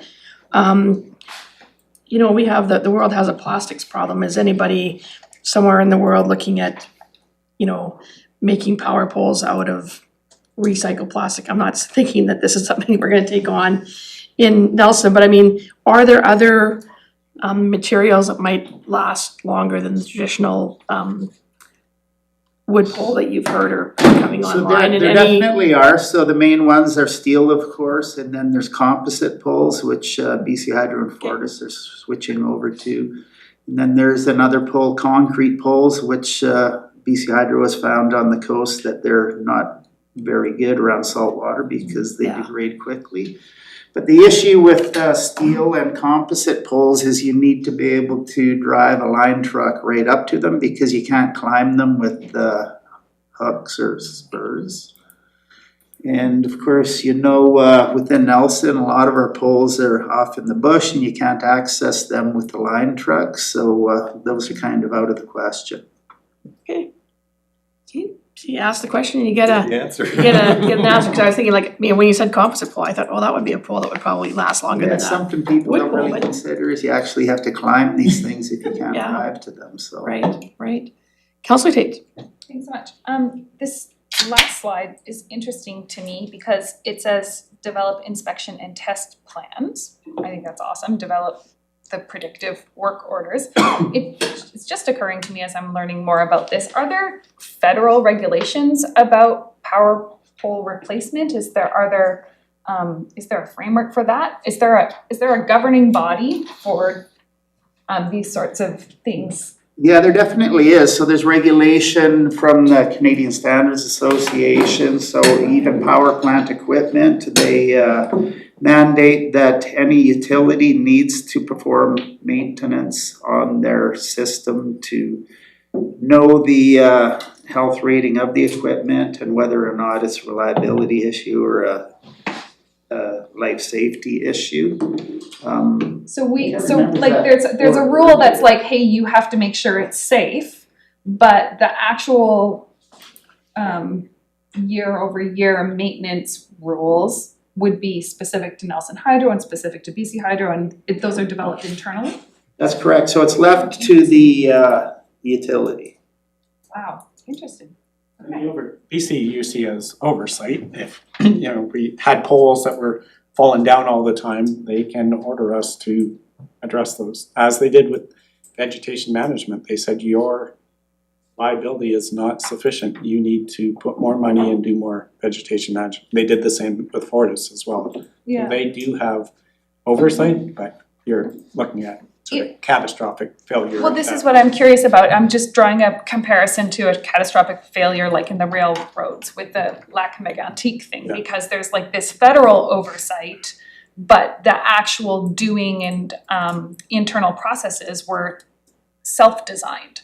And so it's kind of an interesting takeoff from talking about budget and safety and sustainability. So we're not mandated to have a certain amount of turnover and safety of power poles, except that we just have to be safe. And so trying to maintain this asset over a long period of time, it has to be done with the human resources and brains that we have here. So it's kind of interesting that it could be different between the different utilities slightly. But it also brings up for me that curiosity around expanding and finding other ways to generate. And I recall from the last meeting and Scott talking about the cost and return over the life of the asset. But are we also including in there that return on capital? Because I don't recall that being included in that calculation of building a new generating something is more expensive than buying from Fortis over the life of the asset, but does that include the return on capital?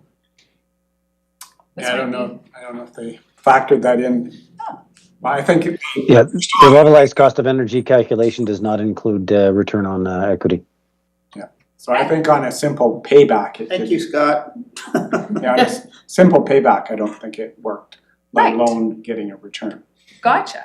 Yeah, it wouldn't even pay itself back with no return. would be in the negative from the alternative, right? Gotcha. Okay, interesting. Thank you. Okay, now I think you're out of the hot seat. And now Thank you, Casey, everyone. who thought it was so hot and jumped out 30 seconds after he was in it, Mayor, is now back.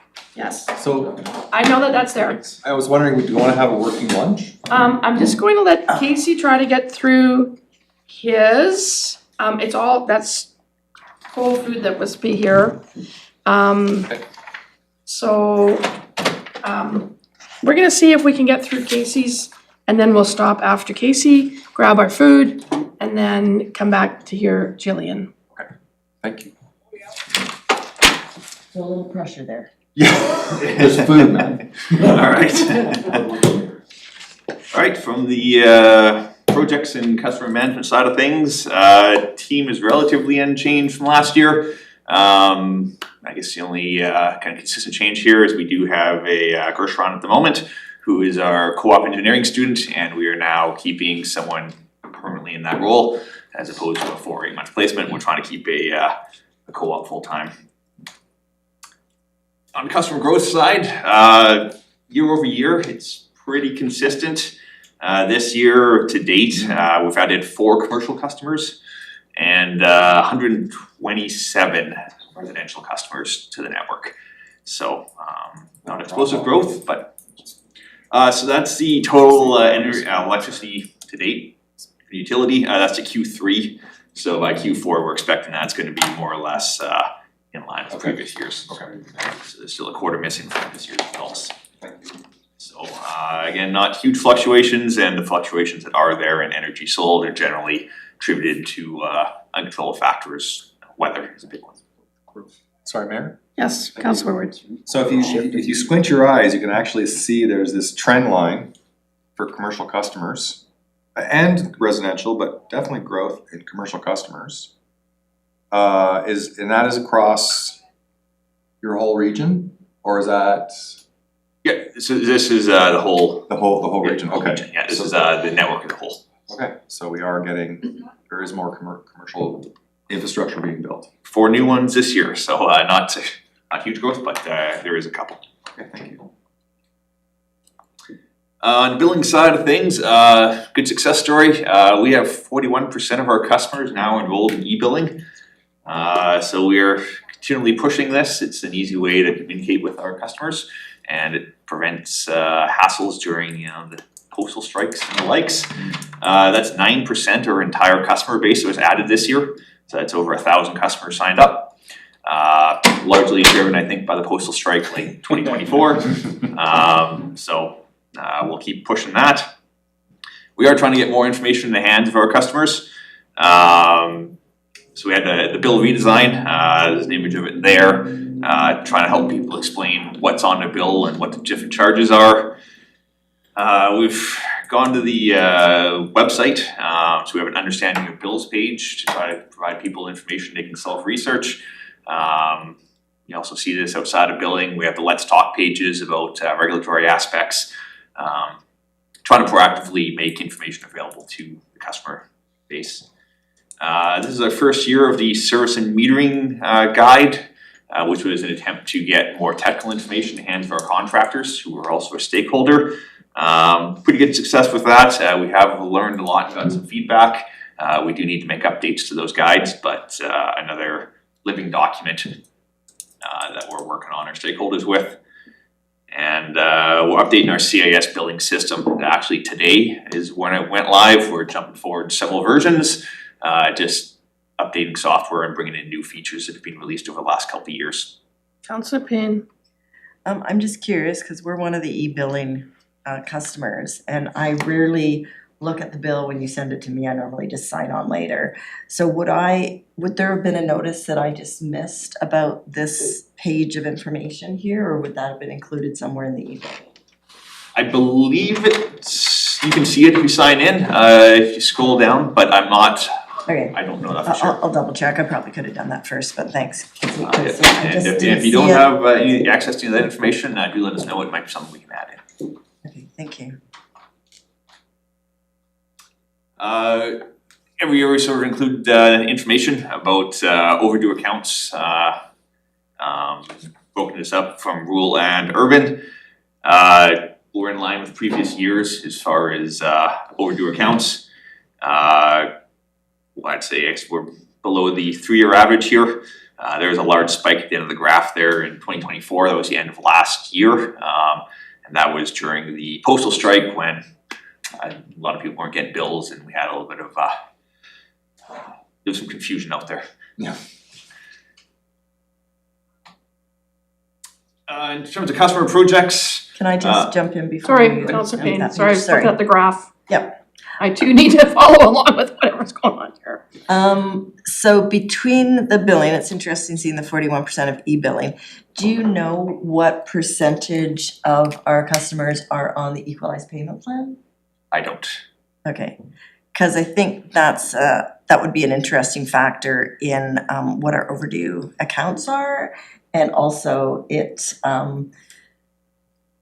for our household, it does smooth the, we know our costs are gonna be higher in the winter, but we don't have to plan for that and get behind on our bill if we get surprised by bad weather, cold weather, it's not bad weather, different weather.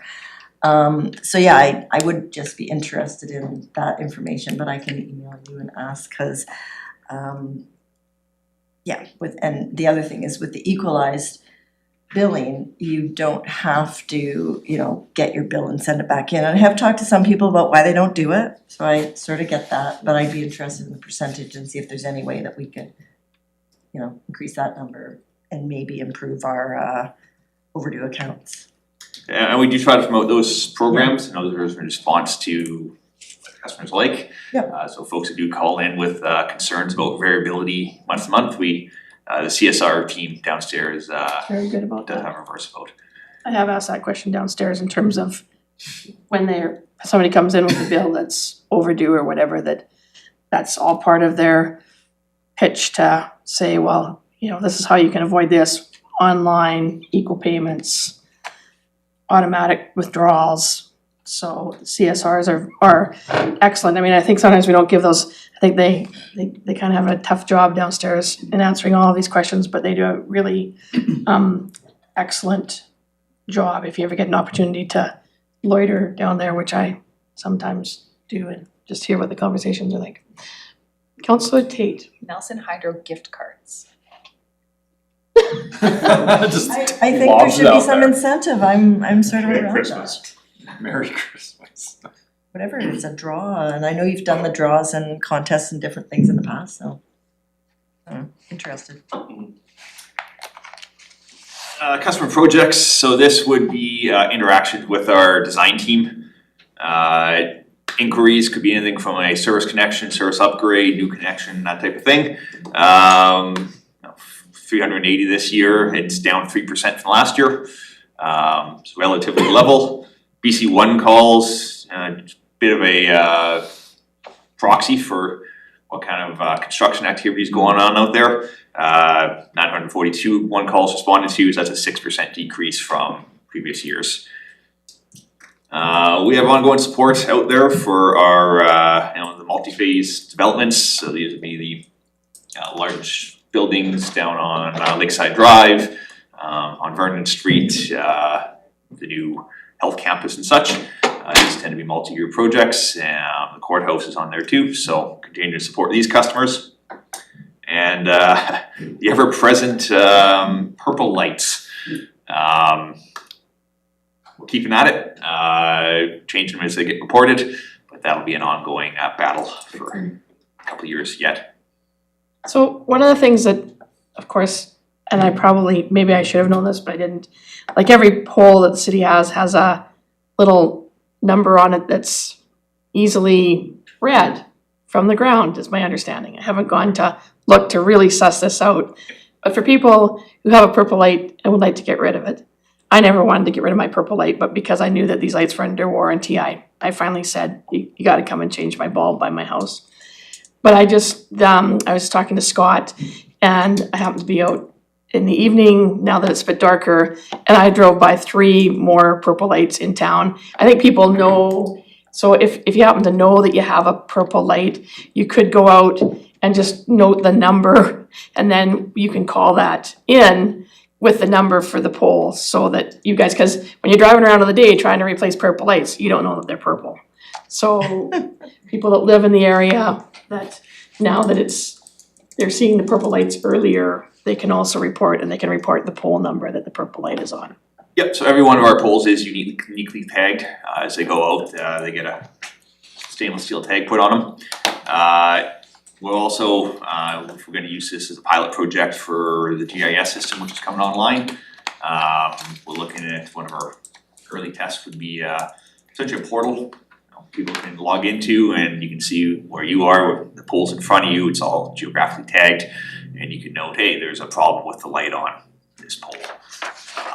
Gives us better information, and it's a relatively small scale test for GIS technology.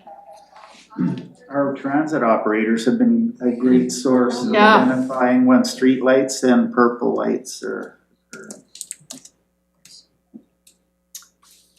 On to capital projects, a lot of this is being talked about throughout, there's a common theme. So yeah, GIS mentioned, it's a multi-year project, and we're continuing on.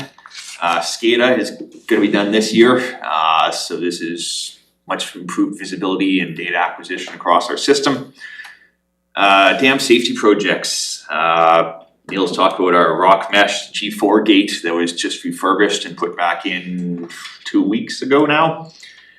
We're doing a lot of engineering assessments out there. Our dam safety management, our dam safety project plan runs out to 2034.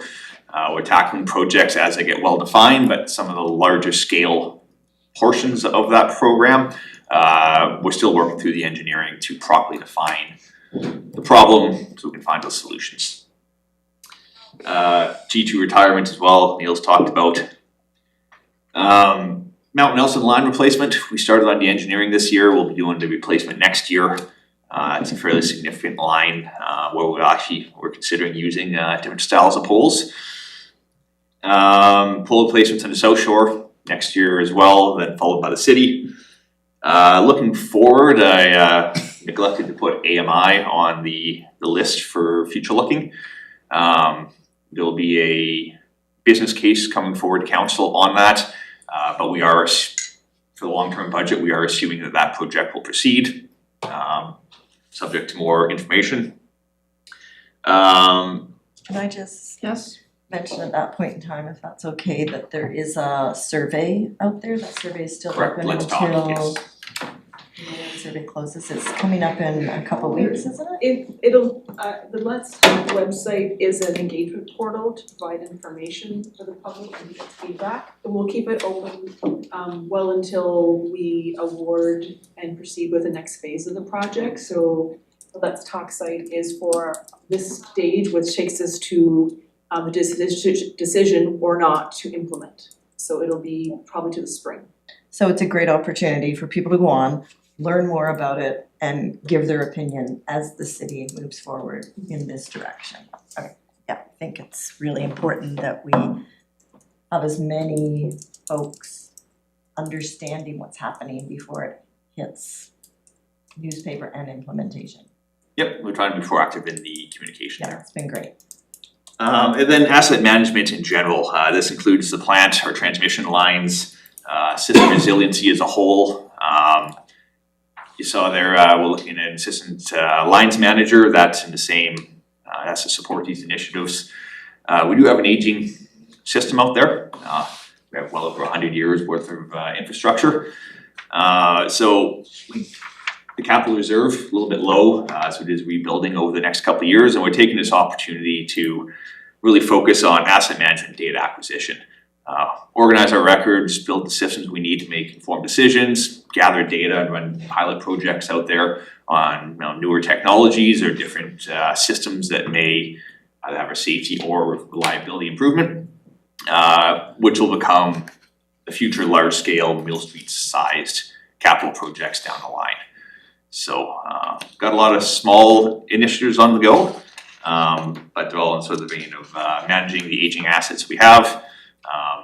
And some of that is the long-term planning, whether it's a dam or even our transmission system. They're relatively large value. They have lifespans of 50 years, but some of them are 50 years or beyond. We're starting to get to those retirement points and need to have a plan of what to do. Okay. Seeing no hands shooting up. I think that, Casey, thank you very much for the update on that. And we will now take a break, and I'm just looking at, so, can we do, let's do, an hour, 12:20. Can we do, 15 minutes, then bring your food back, so 15 minutes to do whatever, you bio breaks and whatever, and get your food, and then come back in 15 minutes? Just cognizant that I can see that Councillor Lockenberg has a lot of business that he needs to get back to. Councillor Tate needs to leave, and to ensure that we try to wind up by 1 o'clock. So we'll have 15 minutes, and then we'll probably be continuing to eat while we continue on with Jillian's key performance indicators. Thanks, Mayor.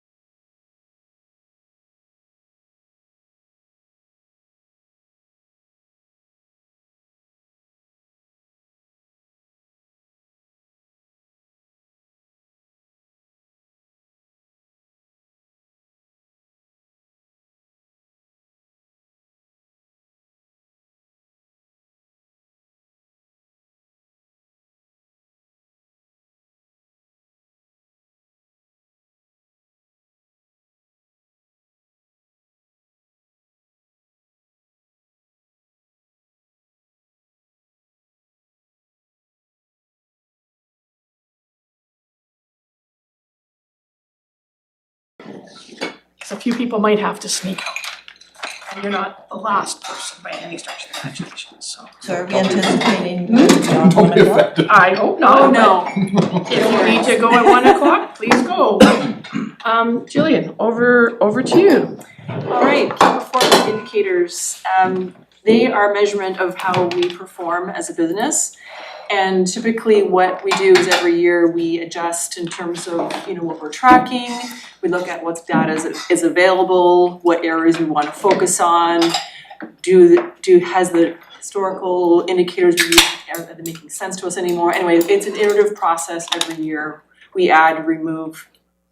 This one is to do with it's for Casey's team, how we support customers with new or changes to existing electrical services. And basically it represents a life cycle of how we interact with our customers. So the estimate is from when they first call us to working on the design and giving them a quote for what they're asking us to do. The release is when they pay the work package, do the work. And including any statutory right-of-ways, and all the work orders created for all those groups that need to be involved. And the complete is the actual doing of the work, so in the field by the line crews. And so basically we have a 10-day average target for each of those 3 phases. And each of those 3 phases, blue is the estimate, yellow is the release, black is complete. Each of those is a 10-day average.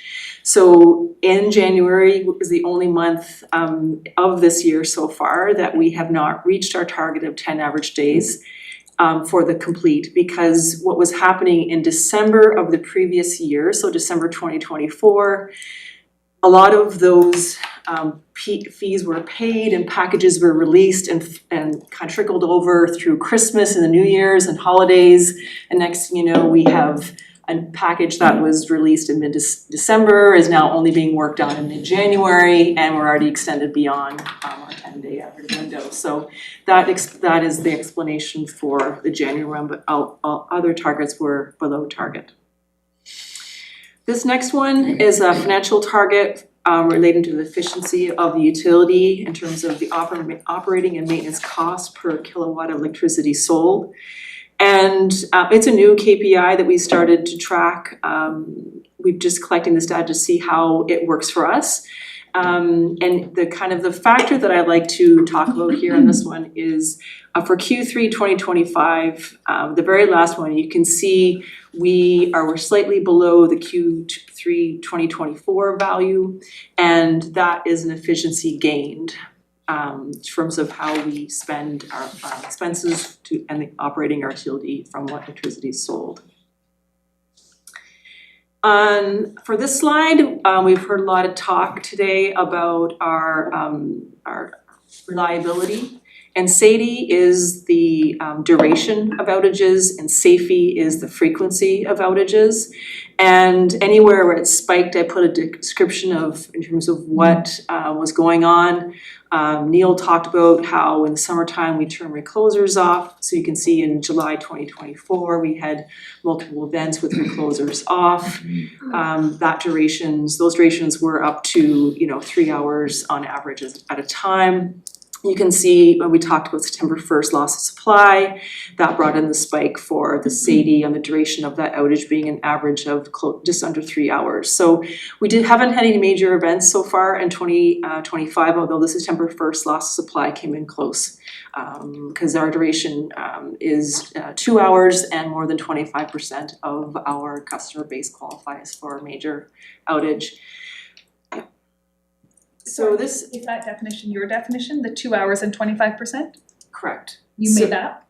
Like we made that up? No, we calculated it. So it's based on the IEEE methodology called the 2.5 beta method, where we use take like all of our outage data over 5 years and normalize it and find the beta of that. And I can't remember the exact calculations in my head now, but it's a process and it's a standard utility outage calculation. So then that you get this value, this benchmark for major. Yes, Gotcha. exactly. And Yeah. it's 25% of customers for 2 hours. So when we come up with this, yes, correct, you are right. The IEEE standard does not include the percentage of customers, but when we were doing, when we were going down this path of creating what our standard would be, we did a jurisdictional scan to other utilities in North America to see what they were doing.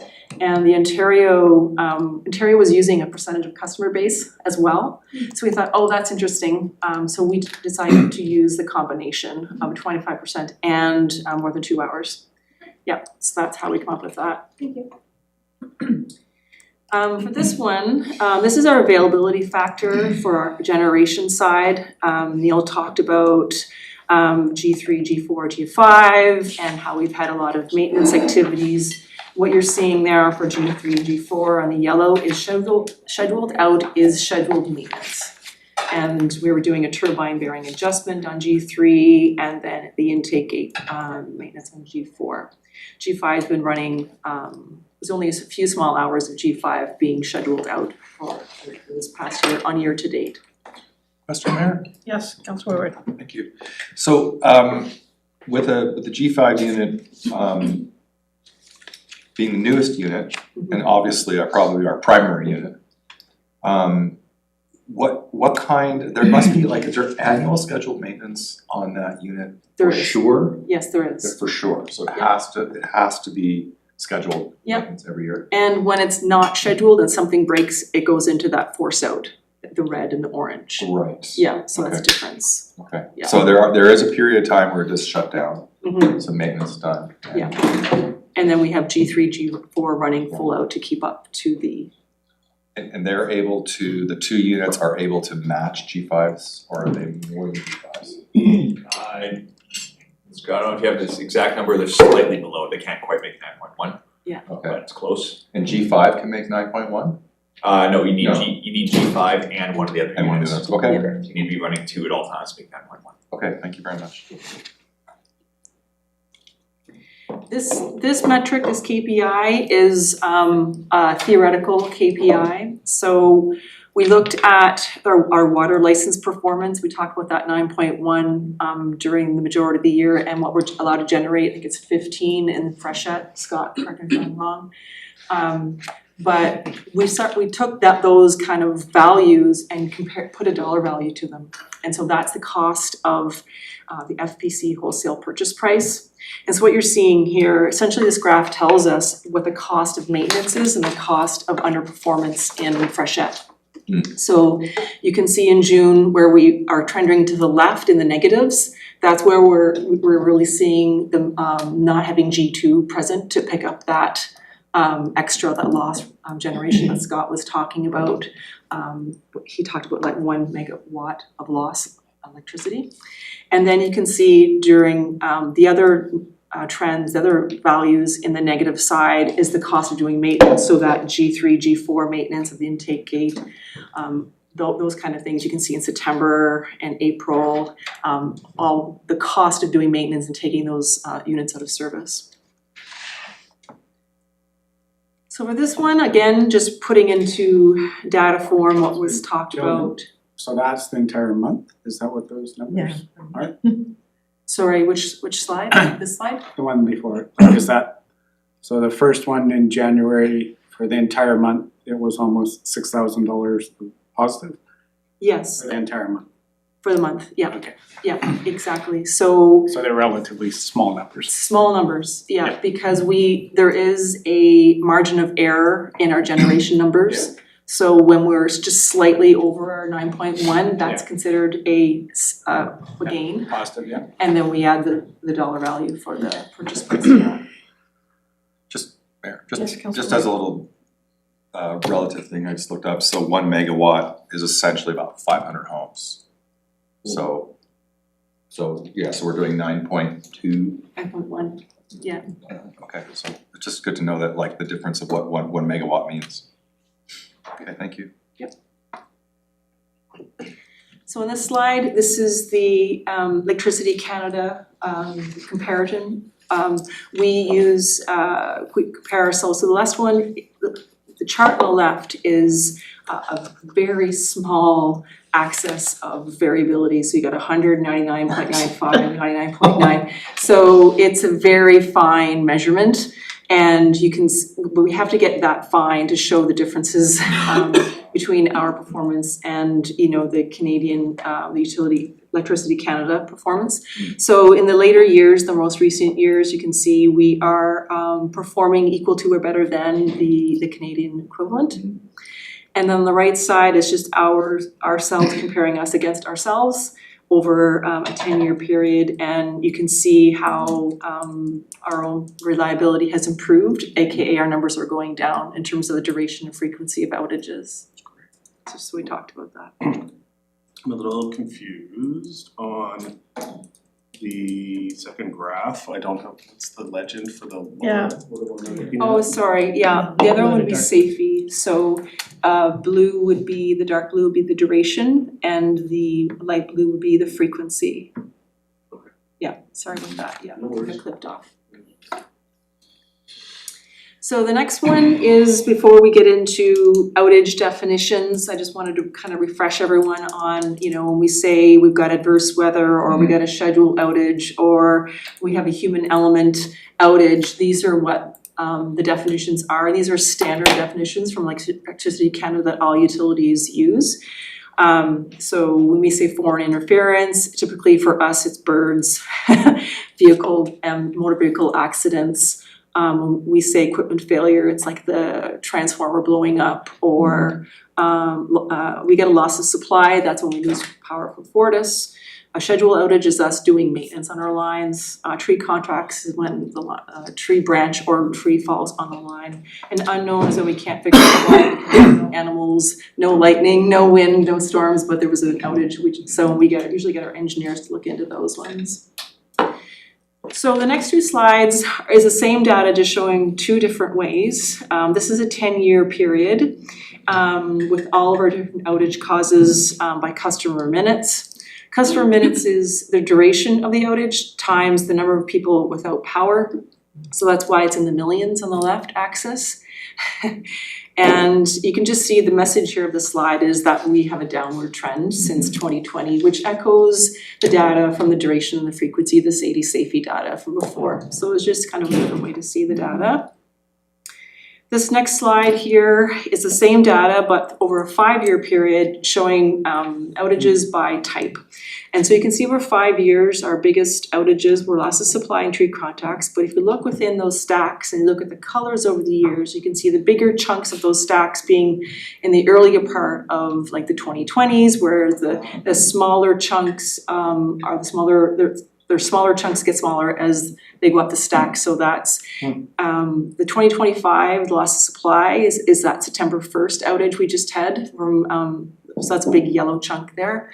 And then the tree contacts are going down for 2025 without those major storms happening this year. That's kind of immediately obvious. Yeah. So was that 2024 human element, was that like something that went funny when the Mill Street substation recommissioned or launched? Most Wasn't likely, something went funny there, right? Yeah, most likely, I would have to look at our data specifically, but that would make sense, yeah. That was a circuit, I recall, that was a circuit, I can say.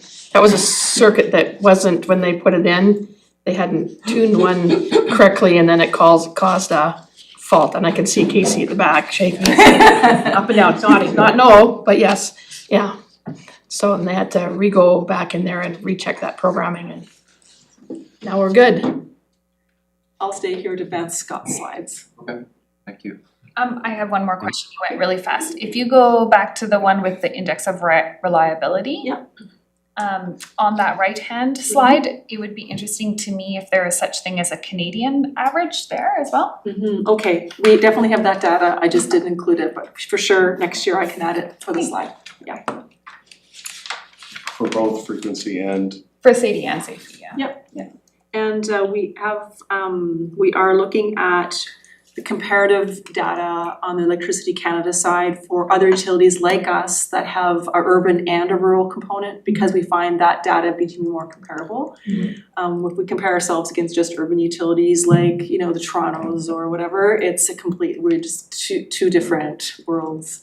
And so we are looking better to have better comparatives for ourselves. And I guess the other one, which would be hard to kind of tease out, and it might be maybe a student summer project, maybe not like in your regular ops plan, but I'd be interested to know with like in the southern states where the electricity has all gone private and it's been deregulated and everything is all like cost driven, what kind of outages, like can you actually draw the conclusion that they have less reliability because they are so profit driven? I'm just curious, it'd be interesting to know. Well, through our membership with Electricity Canada, they do poll international utilities, so we could start there. But the trick is to finding, you know, like you said, like are they private, are they profit driven, are they public? And then the whole regulatory environments would be different.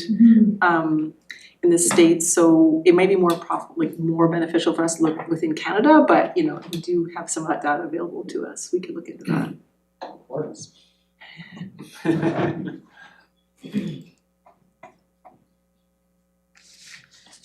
Okay, seeing no more questions for Jillian. Jillian did just say that she is going to stay there to advance Scott's slides. So back to the general manager. So you're on, Scott. Okay, thank you very much. Appreciate it, and appreciate my team. They did such a great job of walking you through everything that's going on. Just had a few things on this slide just to highlight some of the areas that I've been supporting the team and trying to keep things moving forward that haven't been covered necessarily. Although dam safety projects, I've taken a bit of a hands-on approach with some of those just because of the regulatory aspect of that. So happy to see that, and I know Casey and Neil both spoke to that. Casey also talked a little bit about advanced metering infrastructure, the business case. So mentioned that last year with council, and we were hoping that we would have that ready for around this time this year, but it's a very involved project, and it's taken time to put the request for proposals out to the proponents, because what we need for the business case is some accurate pricing. So what we've got is an actual RFP out to vendors that supply this. That closes on November 21st, and then we'll be taking several months to evaluate those proposals and refine that to get a solid pricing for AMI and the features that come with it, and then we'll put some values to the features that they're offering, so that we can do a proper cost benefit analysis part of the business case. So that's part of the work I've been going on. One of the things that has come out of that as well, I've been working with the BC municipal electric utilities, who are also wanting to move forward with AMI. I think we've talked before about how 90% of electricity customers in Canada already have smart meters of some variety, and it's only the small municipal utilities that are lagging, and it's because of the challenges of the capital cost relative to the number of customers. So we've been trying to work together. One of the initiatives that we had as part of that was reaching out to BC Hydro to see if they would be interested in supporting us in various ways, either in some of the bulk purchasing advantages of BC Hydro, or perhaps with some technical support.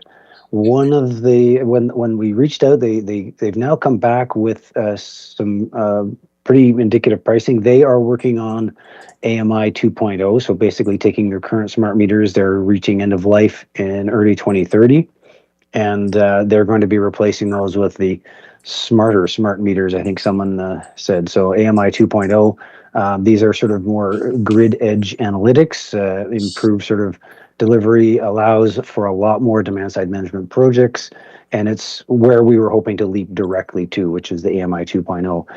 So we've had some good talks with BC Hydro, and we're going to continue with that in parallel with our own, go it alone process with our own RFP. And we'll have those options evaluated as part of the business case that I'm hoping to bring to council sometime in the first quarter of 2026. So we'll continue with that. There's a couple other items that I work with the BCMEU on. One of them is Gabe mentioned the work that we've done intervening with Fortis's regulatory processes, and one of the big successes that we had this summer was their COSA and rate rebalancing. We intervened as a group in that, and through our analysis and active participation in that, we were able to identify $750,000 of savings for the municipal electric utilities in their COSA. So Fortis was looking at rate increases that would total, up to $750,000 for each of the municipal utilities that would carry on annually for indefinitely. And we were able to identify that there were some errors in their calculations, and they redid their COSA, and it's reduced that. So it's made a big difference. It wasn't as big of a savings for Nelson Hydro specifically because we are a different tariff rate than the other Fortis electric wholesale customers.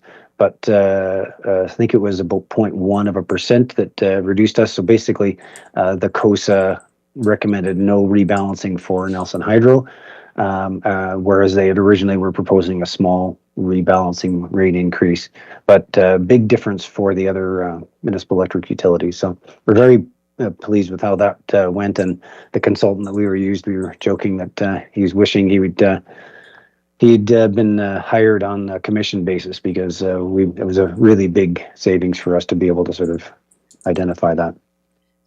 And then we're also working. Go ahead. I got a question from Councillor Payne, and before we go too far, because it pertained to something you said earlier. Yeah, it's just a question on AMI. So you mentioned that BC Hydro, their units are end of life in 2030, so I'm assuming that their implementation would be focused around that date. Do you see us moving sort of along that same time frame pathway?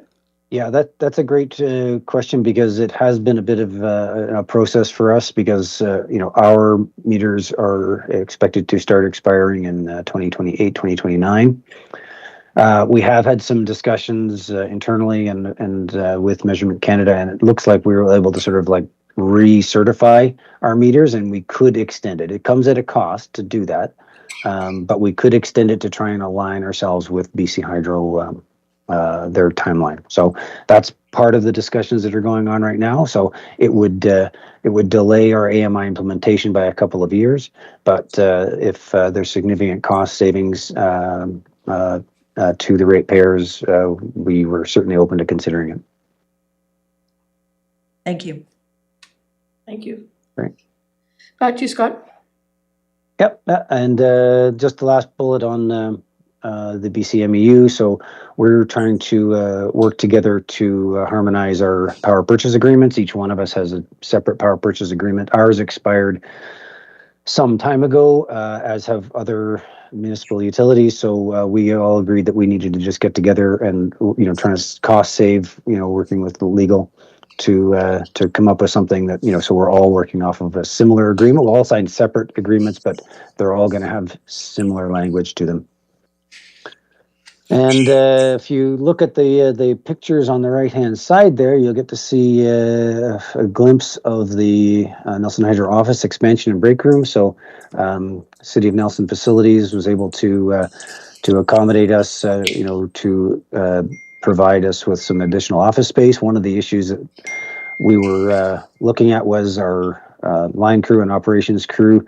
Their break room was basically the end of the vehicle bay, so not a very hygienic place to eat your meal and for them to be able to come in and fill out their timesheets and do that kind of work. So we were able to enclose that and then build some office space above that. So I understand City Council is having an opportunity to tour that sometime in in November, but you can see a couple of images with that. So a lot of disruption for Nelson Hydro throughout the summer as the construction was ongoing, but nice to have it complete, and it's a great space both for the office staff as well as all the crews now. We've got a clean place where they can come in and heat up food in the microwave and enjoy their lunch breaks without having vehicles backing in right beside them and other distractions. So, and finally, one of the things we did in 2025, I've shared with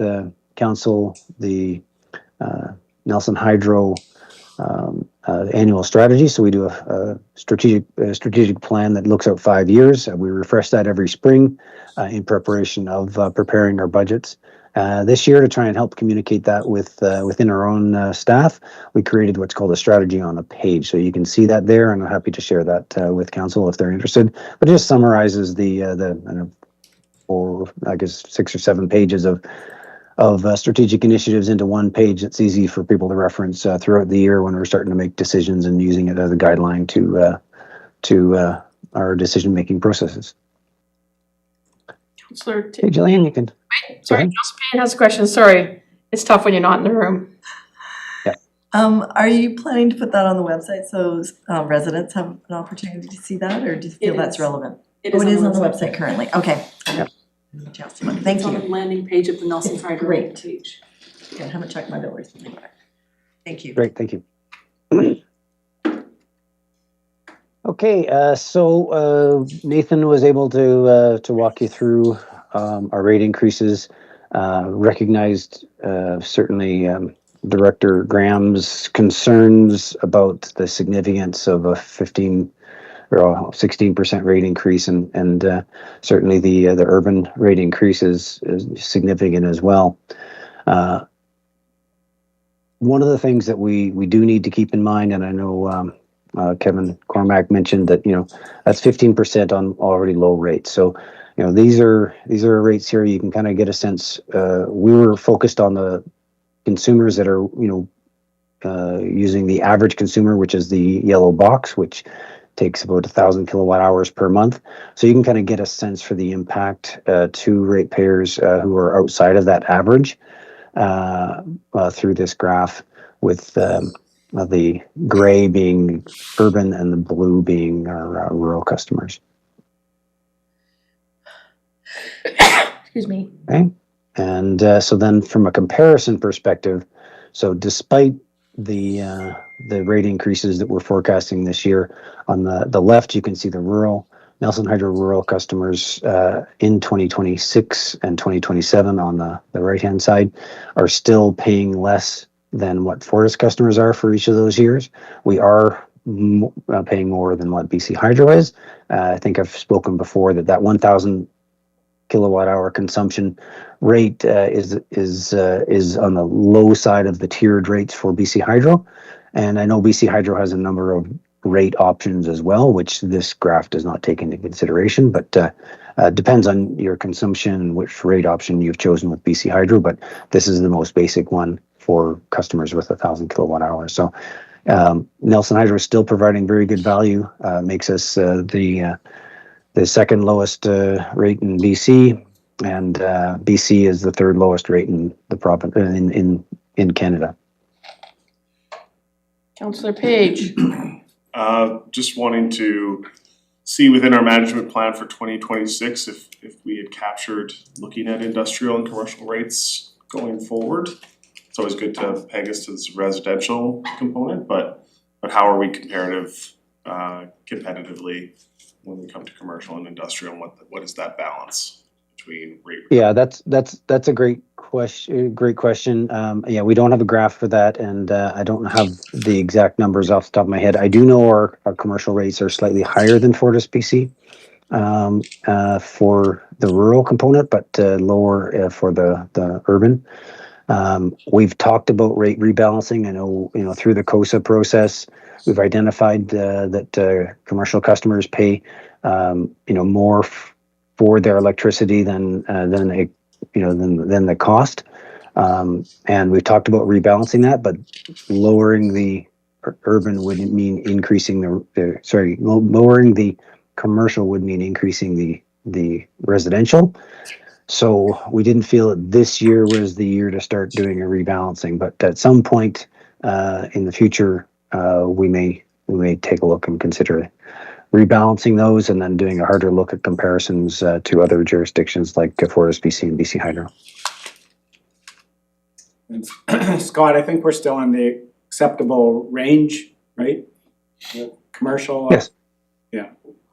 There's forget what you call that. The range of reasonableness, sort of on either side of the rate within COSA. You know, we try and sort of balance it, sort of, you know, plus or minus 5% of 100% of cost recovery for each rate class.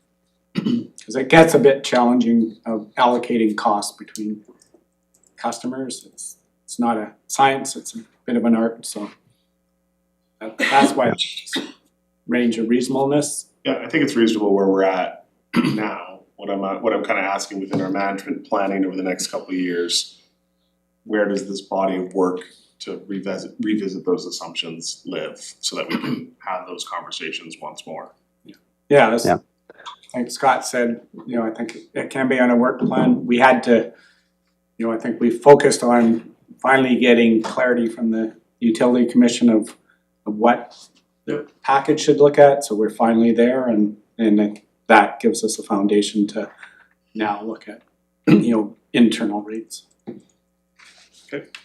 Yeah, exactly. Yeah, it's been an ongoing process, and this is the first year we've actually had, you know, a very solid, you know, cost of service, the ability to calculate the, you know, the rates, as you know, for the rural in particular, after all the BCUC processes. So, and as you're aware, this is, you know, there's already a fairly significant rate increase expected for the rural residential customers. So we didn't want to try and add in another complexity that was just going to complicate this application, but definitely something that we will be looking at in the next 5 plus years. Okay, I could probably move on. All right, so this is the point where, you know, we're not looking for council approval necessarily, but at least sort of, you know, support for the budgets, the operations and capital budgets that we've presented. You know, we'll come back to council with, you know, actual rate increases in December once the Utilities Commission has had a chance to look at it, but we're looking for, you know, support from council for our 2026 and 2027 operations and capital budgets and the rural rate increases as described, and the urban rate increases as described. And I did want to address something that Director Graham had indicated, that, you know, the rural customers are seeing a, you know, double the rate increase of what urban customers are, and that is challenging and just, you know, and hard to look at. But we also need to remember that there is actually no longer a link between the urban and the rural rates. So increasing urban rates isn't going to decrease the rural rates in any way. So, you know, we believe that these are fair and reasonable rates to be able to manage, you know, each of the areas. For rural, it's based, as we've described, on the approved and directed calculations from the Utilities Commission to come up with these rates for 2026 and 2027. And for the urban, we're trying to replenish our capital reserve by increasing the rates by that 7.8% in 2026, and then back to sort of a more of a maintenance sort of and inflationary increase for 2027. And I think just for context, if you remember, 6.63 is the, you know, the deferral accounts, which are recapturing old stuff. So if you took that 7% out of there, then you would be looking at, you know, 9 versus 8% difference between rural and urban. So they're virtually the same rates. It's just there's some catch up on the rural side. Councillor Payne. I do understand the reserve contribution changes in light of the major projects that we've had significantly. But what I'm curious about is why it was decided to put the full amount in 2026 instead of spreading that over 2 years. Can you help me understand that one? Yeah, I can address that. There was the capital reserve sort of slide that Nathan had. I don't know if we want to go all the way back to that, but you can see sort of, if we increase rates, if we spread it out, it takes longer, but then we end up kind of overshooting in subsequent years. So maybe Nathan has a better way to word that, but yeah, just trying to bring it back up in 2026. Yeah, and I would just say, when you look at that graph, clearly you can see we dropped below our lower threshold. But also when we calculated out urban and rural rates, we used the same methodology. Even though we're not bound by the COSA for urban, we did apply that to the urban rates so that we could come up with that percentage, and that also helps us build the reserve. So it kept it aligned with the same, like I say, principles, yes, as we apply the BCUC uses for rural, we use that for urban as well. I can see that and understand that, but we do have the capability of changing it, and the numbers could be adjusted slightly to still get us the reserves when we need them. I'm, just doing the quick math, but it is possible to smooth that out for urban customers if we decided that's what we wanted to do. Is it a huge amount of work to do that? I'm trying to understand. So you're looking, just to be clear, Councillor Payne, you're looking at a smoothing for urban rates. We're not talking about rural, urban rates. So I am reducing looking the at urban 7.83 for 2026. Yeah, going like Thank with 4.9 and 4.9. Just as long as we know who we're talking about. That's what I'm talking about, urban rates. I mean, ultimately, Nathan? Yeah, maybe Nathan can comment, but yeah, go on. Yeah, as far as yeah, I do believe, for the urban side, that council has that ability to, determine or have some input on the urban rate. So it would, I have nothing really to add on what Scott said. It would delay getting the reserves back into our target zone. But yeah, I believe you'd have the ability to provide input on that if that's what you so choose. I would say there's a risk in having your reserve at that low level that, you look back at the historical storm costs, and there was a year there that, you get one big storm and you've pulled an extra $1 million out of your reserve, and now you're, trying to figure out how you're gonna make it all work. So we wanted to see this replenished after doing the Mill Street substation. We thought that was a good approach, so that's why we followed the COSA methodology for urban, and that worked as well for bringing our reserves back to a level that we thought was appropriate. Can I just add on to that too, although they're not presented in this slide and we haven't formalized any numbers, we're certainly working on, over the next couple of years, a longer term asset management plan, as Casey mentioned as well. And we're gonna have more information in a couple of years when we go through the rural rate application again. So I just wanted to add that this target zone of 4.9 million is based on more of the short term, needs that we see on the horizon. However, that target zone may change in the future. I mean, if we have larger capital expenditures in the future, that may go up. If we have fewer, then that may go down. So although, with the recommended rate increases, that'll get us into the bottom of this target zone. We want to ensure that we're positioning ourselves for future capital expenditures beyond 2030 as well. And we don't have that data, we don't know exactly what that is, but as Casey mentioned, we have aging infrastructure that's 100 years old. We know there's going to be some significant capital investment over the next 10 years, or within the next 10 years. We just want to make sure we're in a good position for that as well. Jillian, can you bring that urban back up? Because think we wouldn't, if you wanted to smooth the reserve contribution over a couple of years, we certainly wouldn't recommend you do no reserve contributions in.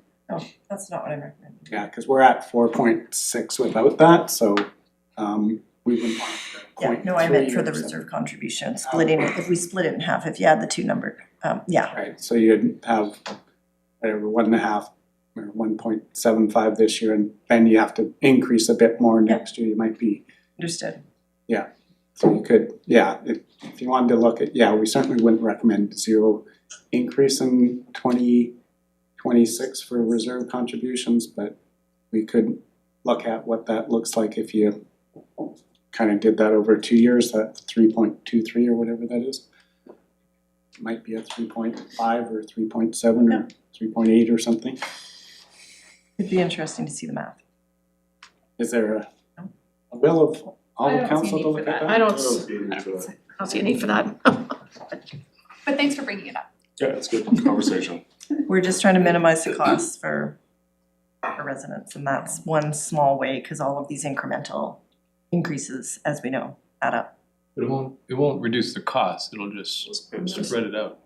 Defers They'll it pay to the some other same in the time. end. Reduce the electricity bill that you're paying this year. This year, but not next year. And raise it next year. Raise it next year.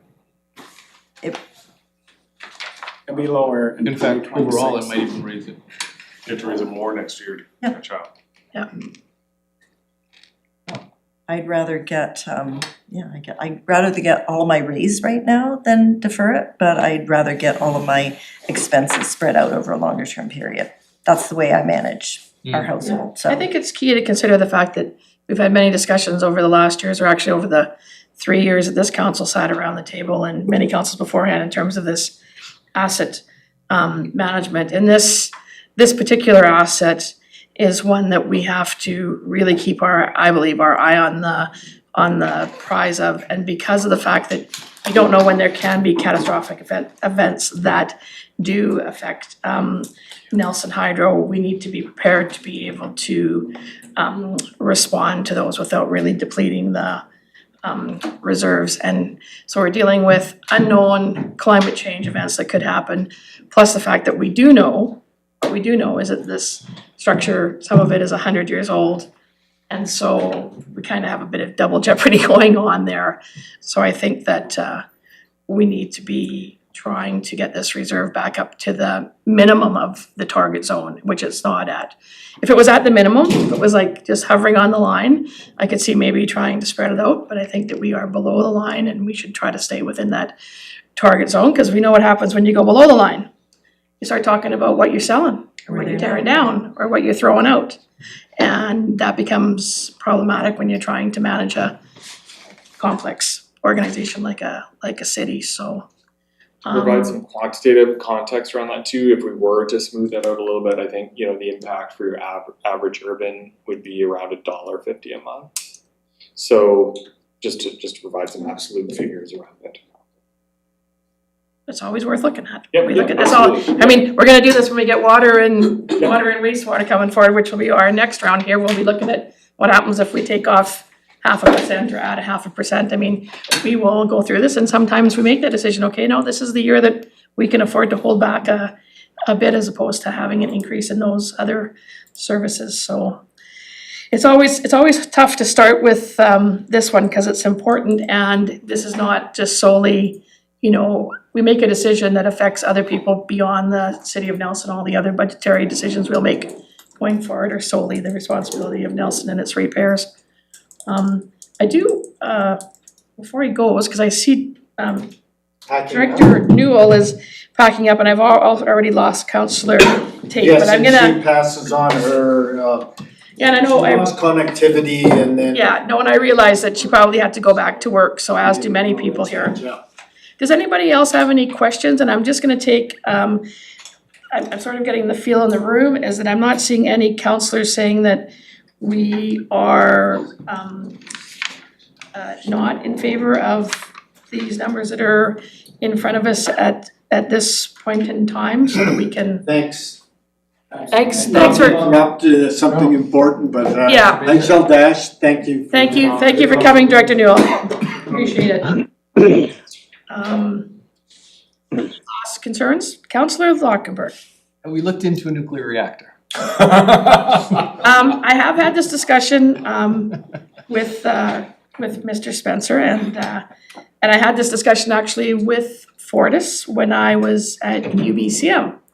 Because it would seem to me that we're way too small for a small modular nuclear reactor. But I did ask Fortis what their thoughts were on it, and Fortis's thoughts even are that there are specialists within the nuclear world that need to bring on these small modular things. But what they would contemplate would be, if something like that was to happen, a long-term buying contract. So they would try to get in to be the purchaser at obviously a discount rate. I guess I don't understand, sorry, Scott, because I don't understand, and Fortis, I don't understand the lingo, but that's what they would see. So they would be a purchaser of that, and then we would still be like a purchaser of Fortis, but whether or not that decreases the cost at which we have to purchase, or the fact that it's just another source so that we don't run out of little electrons running around that. And it's illegal in BC, isn't it? Yeah. It's the other small detail. But the whole thing is that Fortis could be buying it from Alberta maybe, or. Yes, did you ever hear back from Minister Dix on our concern about BC Hydro taking some of our No. supply? And as I think Nathan pointed out, it does make a big difference to our customers. That would be a lobby point for, pardon? The Fortis Frechette, or the Frechette, I mean? Yeah, the water rates agreement that we have with Purchase, yeah. Yeah, there's not a lot of incentive for them to. Yeah. And he made that clear in that meeting. But Yes. yeah, you're right. Like I should I follow think he up. recognized that Yeah, he came around. it was unfair to, it's a big impact on our customers, and we're all BC Yeah. residents, and I think BC Hydro in many ways is just exporting that out of our province to others, not others would use it within our province. It's true. I'll reach back out. I'm just noticing there is one last closing remark that I'm just, just, you're gonna yeah, go with so, he can have, Scott, if you wanna wind up then, and then, so far you still got us all in the room except for Councillor Tate, cause she did have to go back to work.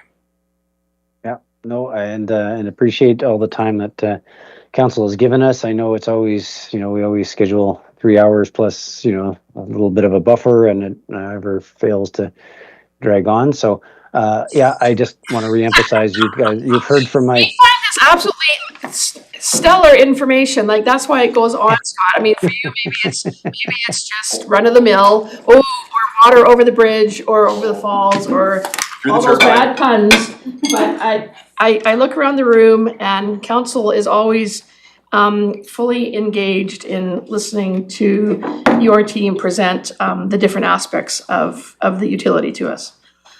Yes, and I really appreciate that, and I'm sorry, I did not mean to minimize that at all. I think it's wonderful that you're such an engaged group and ask the good questions, because this is a complicated utility, and we don't get this time in front of council but once a year. So this is the opportunity for you to educate yourselves, educate us, help us make these decisions, and direct the utility in the ways that you think are appropriate. So you've heard from my management team, the rest of the Nelson Hydro team, just fantastic group of people. We were just so lucky to have such a dedicated group to keep the lights on a day-to-day basis. Everything that you see happening, it all seems very simple on a one-page slide, but tons of work goes into every aspect of the utility that you heard about today. We remain focused on serving the customers, responding to customers, being open and transparent with the customers, especially the rural customers that are concerned about the rate increase now, and we'll do our best to try and help them understand sort of what the issues are that we're faced with, and the process, and that they're still getting very good value for their money. Trying to keep our communications up and reliability statistics in good shape. So it's just been a pleasure working with this group, and we're dedicated to try and make the utility better. Thank you. Thanks, Scott. Thank you. So I see no other questions being raised, so at this point, and I think we've given you information to go ahead with, and if I could have a resolution to adjourn, moved by Councillor Woodward, seconded by Councillor Lockenberg, all those in favor, and that carries. Everybody have a good weekend. Just a reminder, Nelson Youth have their haunted house tomorrow at the youth center. Councillor Pinero has Fight Night 16 happening at the Rod and Gun Club with his athletes and some invited boxers into the city if you've never seen boxing. And gosh, there's probably 1,000 things. There's Zombie Fest at the market tomorrow at noon, and you know, Market, go and the stock very up. last Farmers will market, love you. so yeah. Fruit, vegetables. And there's actually a couple of new vendors that are gonna be at the market tomorrow. Last day, but new vendors. So lots going on. Let's hope for a nice dry day. And tomorrow for those we're vendors. back here next Friday for Yes. start of budget. Something. The other utilities. The other utilities.